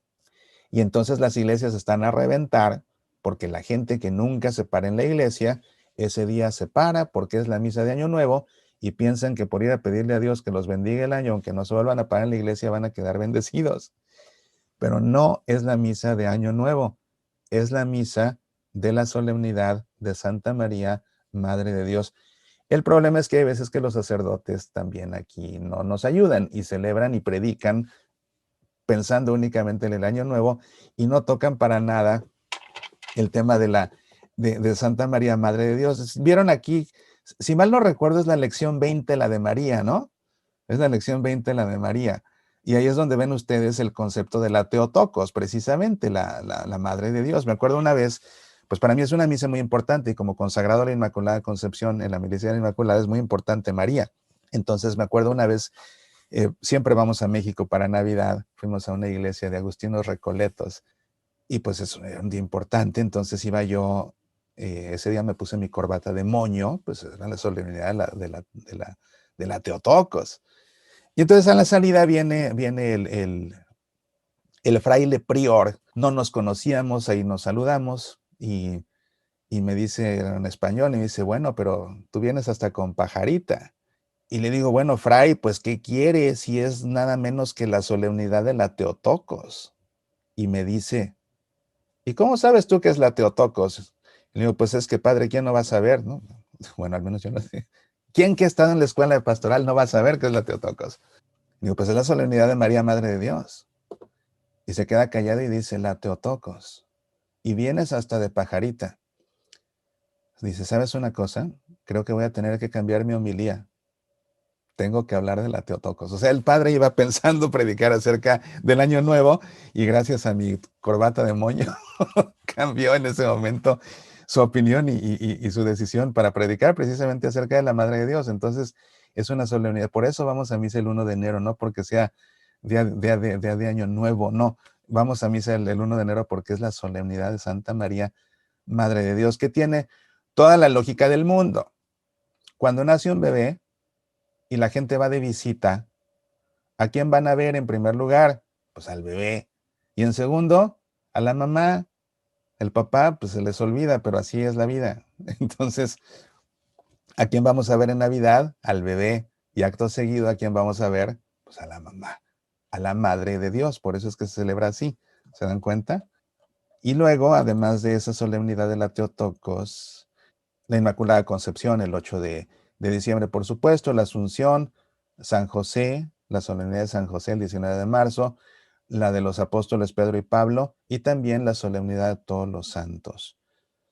Esta también hay que tener cuidado porque hay gente que ahí se va con la finta del Día de Muertos y van a la misa pues sí, de los difuntos, ¿verdad? Pero a la que hay que ir en realidad es a la de todos los santos, es solemnidad. Y es una solemnidad que no celebra a los santos que aparecen en el calendario. Este es otro error muy común. Hay gente que piensa que la solemnidad de todos los santos es para celebrar de golpe a San Francisco de Asís, a Santa Teresa de Jesús, a Santa Teresita del Niño Jesús. No, esos ya tienen su fiesta o su memoria o hasta su solemnidad, lo que sea. Ellos ya tienen su propia fiesta. En la solemnidad de todos los santos celebramos a todos los que están en el cielo que no están canonizados, porque todo el que está en el cielo es santo, no se puede entrar al cielo sin ser santo. Entonces, todos los que están en el cielo ya son santos, pero no están canonizados todos. Y ahí puede ser que estén, a lo mejor su abuela, su abuelo, no sabemos. En una de esas hasta su suegra, quién sabe, ¿no? Entonces, ese día celebramos a todos los santos que no aparecen en el calendario. Incumplir el precepto, dice el Código de Derecho Canónico, es un pecado grave, no es poca cosa. Si no voy a misa a propósito, tengo que ir a confesarme, no puedo ir a comulgar hasta que no me confiese si deliberadamente no fui a misa. Es un pecado grave, no es un pecado venial, no es un pecado venial, es un pecado grave. Hay que confesarse para poder volver a comulgar. Si deliberadamente no voy a misa. Pero hay excepciones. Por ejemplo, si estoy enfermo o en tiempo de enfermedad, ahora como la pandemia, ¿verdad? Pues entonces estoy dispensado de ir a la misa. Pero lo mismo si estoy cuidando a un enfermo, porque es un acto de caridad cuidar a un enfermo. Pero también si estoy cuidando a niños pequeños. Y esto es importante tenerlo claro. Cuando se tienen niños muy pequeños, se tiene dispensa de ir a misa, si es por cuidarlos. ¿Y por qué existen estas excepciones? Pues porque hay que recordar el Midrash de Jesús. Dios hizo el sábado para el hombre y no al hombre para el sábado. Lo podemos trasladar al domingo, ¿verdad? Dios hizo el domingo para el hombre y no al hombre para el domingo. Por eso existen esas dispensas. La misa de domingo. Estamos obligados a ir a misa de domingo. Y muchos preguntan, ¿es válido si voy el sábado por la tarde? Bueno, la misa del domingo es misa del domingo desde las primeras vísperas, que son el sábado a partir de las 6 de la tarde, hasta las segundas vísperas, que es al final del domingo. Y las vísperas se celebran a partir de las 6 de la tarde. En las parroquias del planeta Marte, pues a veces se celebran desde las 3 de la tarde, ¿verdad? Pero las vísperas inician realmente a partir de las 6 de la tarde. Y alguien dirá, ¿y si voy a unos 15 años y la misa de los 15 años fue a las 7 de la noche? Bueno, esa misa cuenta como misa de domingo, pero toda misa que se celebre a partir de las 6 de la tarde en sábado debe incluir las lecturas de domingo. Es que me casé en sábado a las 7 de la noche y yo quería que me leyeran en la segunda lectura el himno del amor de San Pablo. Pues entonces no te cases a las 7, cásate a las 5 o cásate a mediodía o cásate en viernes si quieres que te lean esa lectura.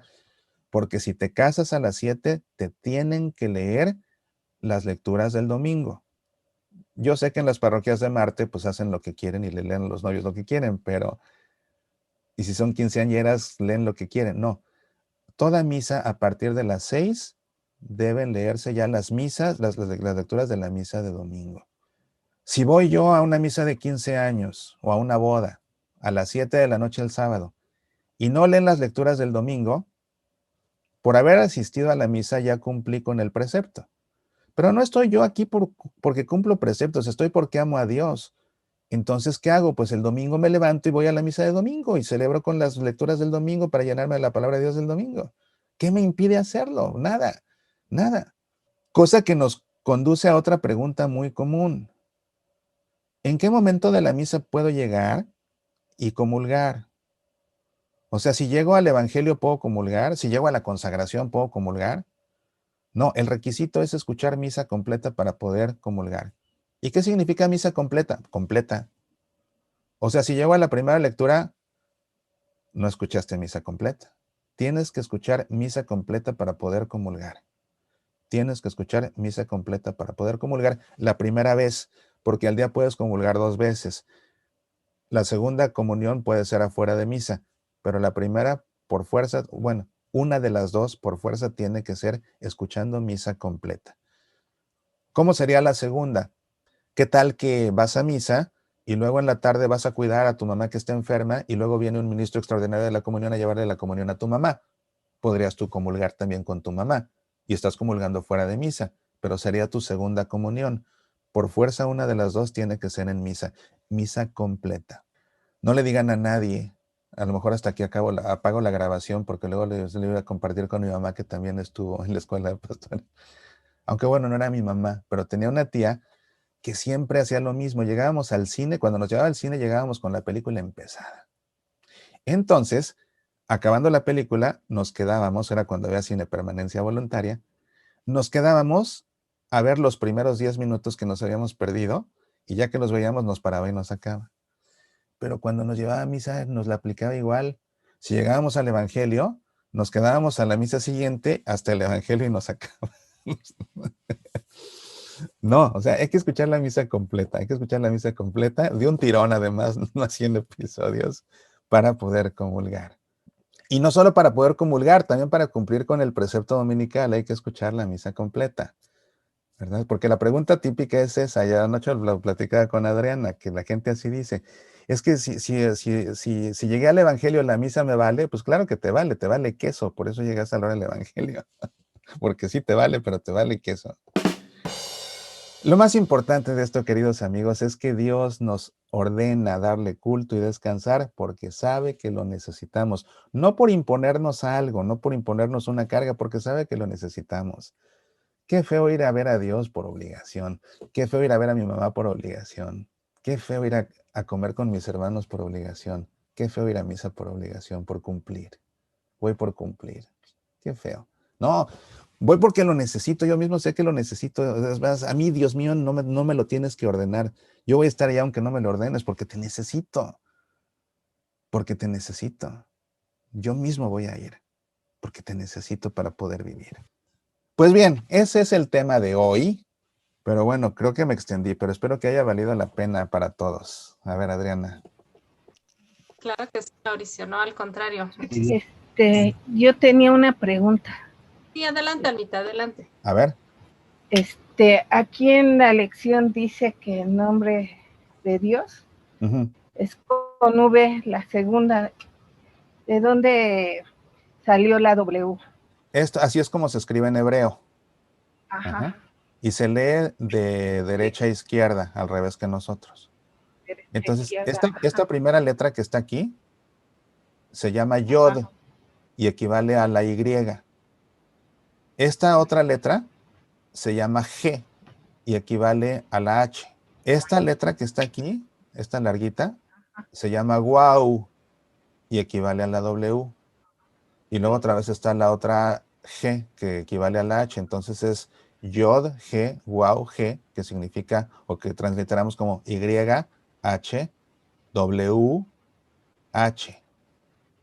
Ajá, entonces para, y ese es el famoso tetragramatón, esas son las 4 letras del nombre de Dios. sí, para no ir arrastrando, porque en nuestra lección hay 2 Y. No. ¿No? V. No, hay una V. No hay una V, hay una V. Ah, perdón, no hay una W, hay una V. Ay, ajá, es V. Bueno, pues es una imprecisión. Ajá. Es una imprecisión. Sí, lo correcto es con W, porque es el equivalente a esta letra que se llama wow. Cuando llega uno a la iglesia, digamos que a la mitad, y ya están en la Eucaristía, debe uno comulgar y, como dicen, volver otra vez a empezar la otra misa y volver a comulgar. ¿Se puede o ya no? ¿O no se tiene que esperar una sola? Sí se puede, porque acuérdate que puedes comulgar hasta 2 veces, pero una tiene que ser con misa completa. Entonces podrías, por alguna razón llegaste tarde, fuera de tu control, lo que sea, pues ya comulgas y luego te quedas a la otra y la escuchas entera y pues comulgas otra vez. Bueno, sí, duda. Gracias. Gracias. De nada. ¿Alguien más? Alguien más dijo que también tenía una pregunta por ahí. A ver, usted que estuvo en escuela de pastoral, ¿nos podría explicar qué significa ser luz y sal? ¿Qué significa ser luz y sal? Sí, bueno, en primera, háblame de tú, porque al menos en mis tiempos era una política de la escuela de pastoral que todos nos hablábamos de tú porque somos hermanos. Entonces, aunque me veas canoso, háblame de tú, por favor, soy Mauricio. Ser luz y sal, qué buena pregunta. ¿Sabes que en mis tiempos, cuando pasaban lista no decíamos luz y sal, decíamos viva Jesús? Hasta que un día el fundador Vicente Martínez, a quien yo conocí en persona, dispuso que ya no se dijera viva Jesús, sino que dijéramos luz y sal, así como dice la cruz de la escuela de pastoral, que dice luz y sal, ¿no? Y el escudo dice luz y sal, reunir y servir. Bueno, entonces empezamos a decir luz y sal. Y es muy simbólico realmente, porque esto viene de la parábola de Jesús, que aparece en el Sermón del Monte, de hecho.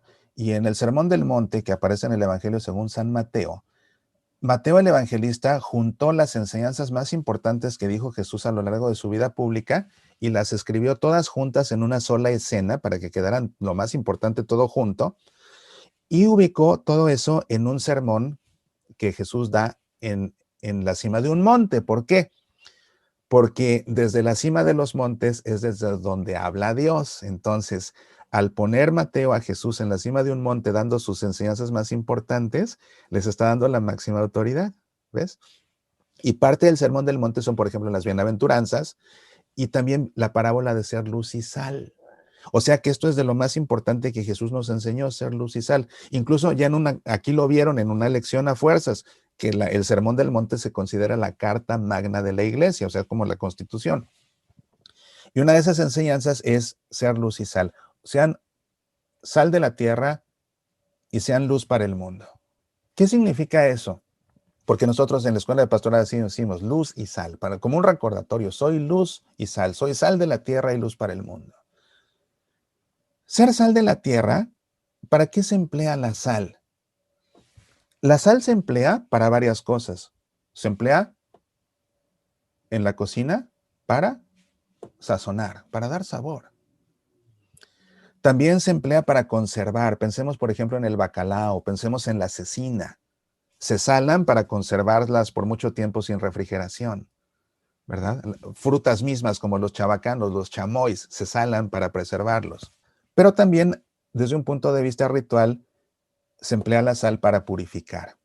Entonces, cuando Jesús nos está diciendo, sean la sal de la tierra, nos está diciendo todo eso. Como sal de la tierra, purifiquen la tierra con su vida. Como sal de la tierra, preserven la fe viva. Así como la sal se usa para preservar, preserven la fe viva, ustedes con su vida. Pero la sal se emplea para sazonar, para dar sabor. Entonces, con su vida, pónganle a la vida un sabor cristiano. ¿Y por qué la sal? Porque la sal hace que la comida sepa más sabrosa. Piensen, por ejemplo, en unas papas fritas con sal. ¿Y qué pasa? Como decía el eslogan de las papas fritas, ¿a que no puedes comer solo una? ¿Quieres más y más? Y lo que hace sabrosas las papas fritas es la sal. Entonces, cuando Jesús nos dice, sean la sal de la tierra, es llenen la tierra de sabor cristiano, de un sabor sabroso, de un sabor atractivo, de un sabor que se antoje, de un sabor que se antoje. Que los demás cuando te vean digan, se me antoja ser como él. Que los demás cuando te escuchen digan, se me antoja hablar como él. Que los demás cuando te vean rezar digan, se me antoja rezar como él. Que los demás cuando te vean evangelizar digan, yo quiero evangelizar como él. Que se antoje, que tu vida se antoje. Pero hay que tener cuidado con la sal. Cuando tú cocinas, si no le pones sal suficiente a los alimentos, ¿cómo quedan? Insípidos. ¿A quién se le antoja un alimento insípido? A nadie. Y seguramente les ha pasado que en algún lado les ponen papas fritas y no tienen sal. Y de esas sí te comes una sola. No se antoja. Entonces, si no le pones sal suficiente a tu vida, sal cristiana, ¿sabes a quién se le va a antojar? A nadie. Pero si cuando estás cocinando le pones sal en exceso a la comida, ¿qué va a pasar con el sabor de la comida cuando tiene exceso de sal? La comida se amarga y repugna. ¿Y a quién se le antoja comer una comida que repugna y que amarga? A nadie. Si se me pasa la sal de mi vida cristiana, lo que voy a hacer entonces es repugnar y alejar. ¿Y cómo puedo hacer eso? Si no importa qué conversación tenga, les predico. Si no importa lo que me digan, les saco un versículo de la Biblia. Si no importa qué conversación, los sermoneo. Si hago eso, lo que voy a hacer es hablar de más y repugnar y alejar. Porque a nadie le gusta que lo estén sermoneando. A nadie le gusta que para todo le estén recetando versículos de la Biblia. No. Una vida sabrosa es una vida espontánea, sin fingimientos, sin exageraciones, espontánea, pero con sabor cristiano, para que sea atractivo. Le falta, no atrae porque es insípida. Le sobra, aleja porque repugna. Sean ustedes la luz del mundo. ¿Para qué sirve la luz? Lógicamente para iluminar, para disipar las tinieblas, todas las tinieblas del error, las tinieblas del pecado, las tinieblas del miedo, las tinieblas de la tristeza, las tinieblas de la desolación. Sean ustedes la luz del mundo, para que ayuden a los demás a salir de las tinieblas de su pecado, de su tristeza, de su miedo. ¿Para qué sirve la luz también? Pensemos en un faro, en un puerto, que de noche irradia su luz para servir como un punto de referencia que marque el buen camino. ¿A qué? A los navíos que navegan a oscuras y que viendo a lo lejos la luz del faro, saben hacia dónde navegar para dirigirse a puerto seguro. Cuando Jesús nos dice, sean la luz del mundo, nos está diciendo también, sean ustedes puntos de referencia que conduzcan a los demás hacia puerto seguro. Sean sal de la tierra, sean luz del mundo. Llenen la vida de sabor cristiano, sabroso, atractivo, y preserven viva la fe.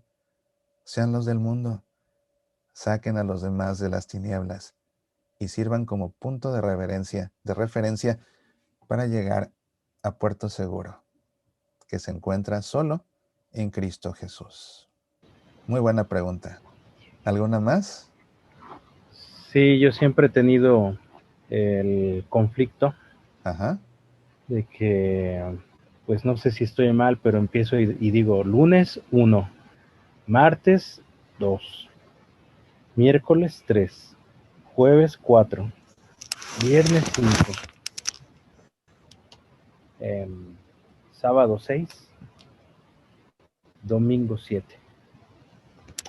No sé si tengo que volver a aprender a contar los días de la semana, porque creo que eran 7 en la semana y no 8. Y bueno, para empezar dice que se descansa el séptimo día. Ajá. Y según mis cuentas, el séptimo es el domingo, lo primero que dice en el Génesis.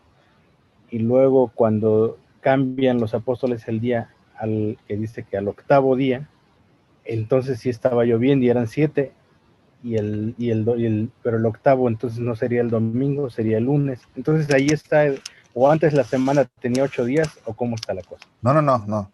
A ver, en primer lugar, el Génesis no le pone nombre a los días. Habla del primer día, del segundo día. Claro. Y al Primero, séptimo segundo, día, etcétera. y al séptimo día Dios descansó. Así es. Ese séptimo día, que es el día de descanso, era el último día. Es el séptimo, el último, y como es día de descanso, por eso le decían Shabbat. Que de hecho lo preservan, porque Shabbat significa descanso, significa reposo. Y de hecho lo preservamos, porque a la fecha se sigue llamando sábado. Sábado, sí. El sábado es el último día de la semana, tanto en el calendario religioso como en el calendario civil, que de ahí viene. Entonces, en el calendario civil igual, el primer día de la semana es el domingo y el último día de la semana es el sábado. Entonces, los cristianos, nuevamente, dedicamos a Dios el primer día de la semana porque es el día que Jesús resucitó y porque es el día de la nueva creación, y por eso se le llama el octava dies, el día octavo. ¿Por qué? Porque ya tenemos los 7 días de la semana primera y ahora iniciando y ahora pues como que le agregamos uno más. Ese octavo día es el día de la resurrección, que es el domingo, que es el día que Dios recrea todo, esta vez en Cristo Jesús. O sea, le decimos octavo, pero a fin de cuentas sigue siendo el primer día de la semana, que es el domingo. Una pregunta también típica a propósito de estos días y del conteo es, bueno, el domingo es porque Jesús resucitó al tercer día, ¿no? Pero a Jesús lo crucificaron en viernes, entonces, ¿qué no el tercer día debería ser el lunes? Porque si lo crucificaron en viernes, pues primer día sábado, segundo día domingo, entonces tercer día lunes, hubiera resucitado en lunes. Entonces, ¿por qué decimos que el tercer día es el domingo? Porque nosotros contamos a partir del 0. Estamos acostumbrados a contar a partir del 0. Pero en ese tiempo no todos conocían el 0. Los hebreos no conocían el 0 y los romanos tampoco y los griegos tampoco. Las culturas que trabajaban con el 0 eran los hindúes y los mayas. Hasta después fue que aprendimos del 0. Entonces, como en ese tiempo no existía el 0, ¿cómo se contaba? Pues desde el 1. Entonces, viernes de crucifixión, día 1, sábado, día 2, domingo, día 3. Entonces Jesús resucitó al tercer día, según el conteo judío, que partía del número 1. Por ejemplo, hoy es Pentecostés. Me tocó oír una homilía que si al rato veo al padre lo voy a corregir. Porque él dijo que Pentecostés, o sea, hoy, son 50 días. Pero 50 días después de la Pascua. 50 días después de la resurrección. Entonces él dijo, 50 días después de la resurrección es mañana lunes. Y su explicación fue, pero como el lunes la gente no puede ir a la iglesia, entonces la iglesia le quitó un día y lo puso en domingo para que todos podamos ir. No es cierto. Eso le pasa por contar como se cuenta ahora desde el 0. Entonces cuenta domingo de resurrección 0, primer lunes de Pascua, día 1, y por eso se le va la cuenta hasta el lunes. Lo que tiene que hacer es contar a la judía, día de resurrección 1, y así le dan los 50 hasta hoy.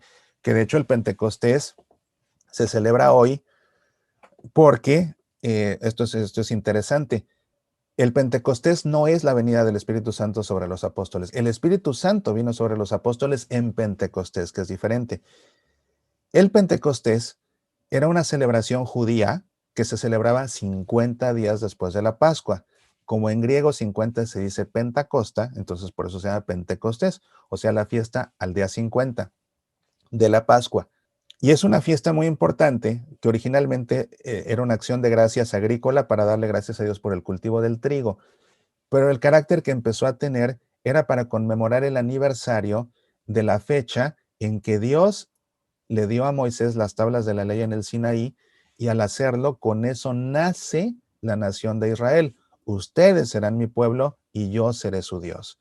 Ahí Dios pacta esa alianza del Sinaí y nace el pueblo de Dios. Y entonces ese nacimiento del pueblo de Dios se celebraba en Pentecostés, a los 50 días de la Pascua, en la fiesta del Shavuot. ¿Y qué día viene el Espíritu Santo sobre los apóstoles? El día de Pentecostés, el día del Shavuot, el día que se conmemora el nacimiento del pueblo de Dios. y viene el Espíritu Santo para que ahora, por eso tiene que estar la Virgen María, para que nazca la iglesia, y al nacer la iglesia, el mismo día que nace el pueblo antiguo de Dios, pues toma precedencia ahora el nuevo pueblo de Dios, que ya no está limitado al pueblo de Israel, sino que ahora es universal, con esta iglesia que es universal, que es católica. Y tiene que estar la Virgen presente, porque la iglesia que nace es el cuerpo místico de Jesús. Para que naciera Jesús, cuando se encarnó, tuvieron que estar presentes dos, María y el Espíritu Santo. Para que nazca la iglesia, que es el cuerpo místico de Jesús, tienen que estar presentes dos, María y el Espíritu Santo. Entonces, ese es el sentido del Pentecostés. ¿Ven? Y por eso yo puse aquí mi Espíritu Santo, porque pues es Pentecostés. Sí, no, pues al contrario, Mauricio, pues primero que nada darte las gracias por tu esfuerzo. Somos bendecidos infinitamente siempre por el Señor, y en este caso no fue la excepción, porque yo sé, me consta, bueno, todo el esfuerzo que has hecho, y incluso para tus programas de la semana ha sido muy complicado para ti poderlos dar por tu estado de salud. Sin embargo, mira, ahorita el Señor nos bendijo y te permitió estar. Yo sé todo el esfuerzo, toda la dedicación que le pusiste a esta clase, no desde ayer, sino desde el momento en el que pues aceptaste, ¿no? Entonces, bueno, pues sí, dale gracias a Dios y a ti por esta participación. Y pues somos muy bendecidos. Muchísimas gracias. Y bueno, pues sí, también te pido, Señor, que todos estos conocimientos que nos acaba de transmitir Mauricio, los llevemos a nuestros ambientes, y que de verdad sepamos ser luz y sal para el mundo. Amén. Me da mucho gusto haber estado con ustedes. Gracias por la invitación. Como les digo, fue bonito regresar a casa, compartir con todos ustedes esta mañana, y les deseo a todos que Dios los llene de bendiciones. Muchas gracias, Adriana. Y pues esa es tu casa, ya sabes, cuando gustes, pues nosotros felices de recibirte en alguna otra ocasión. Muy bien. Gracias.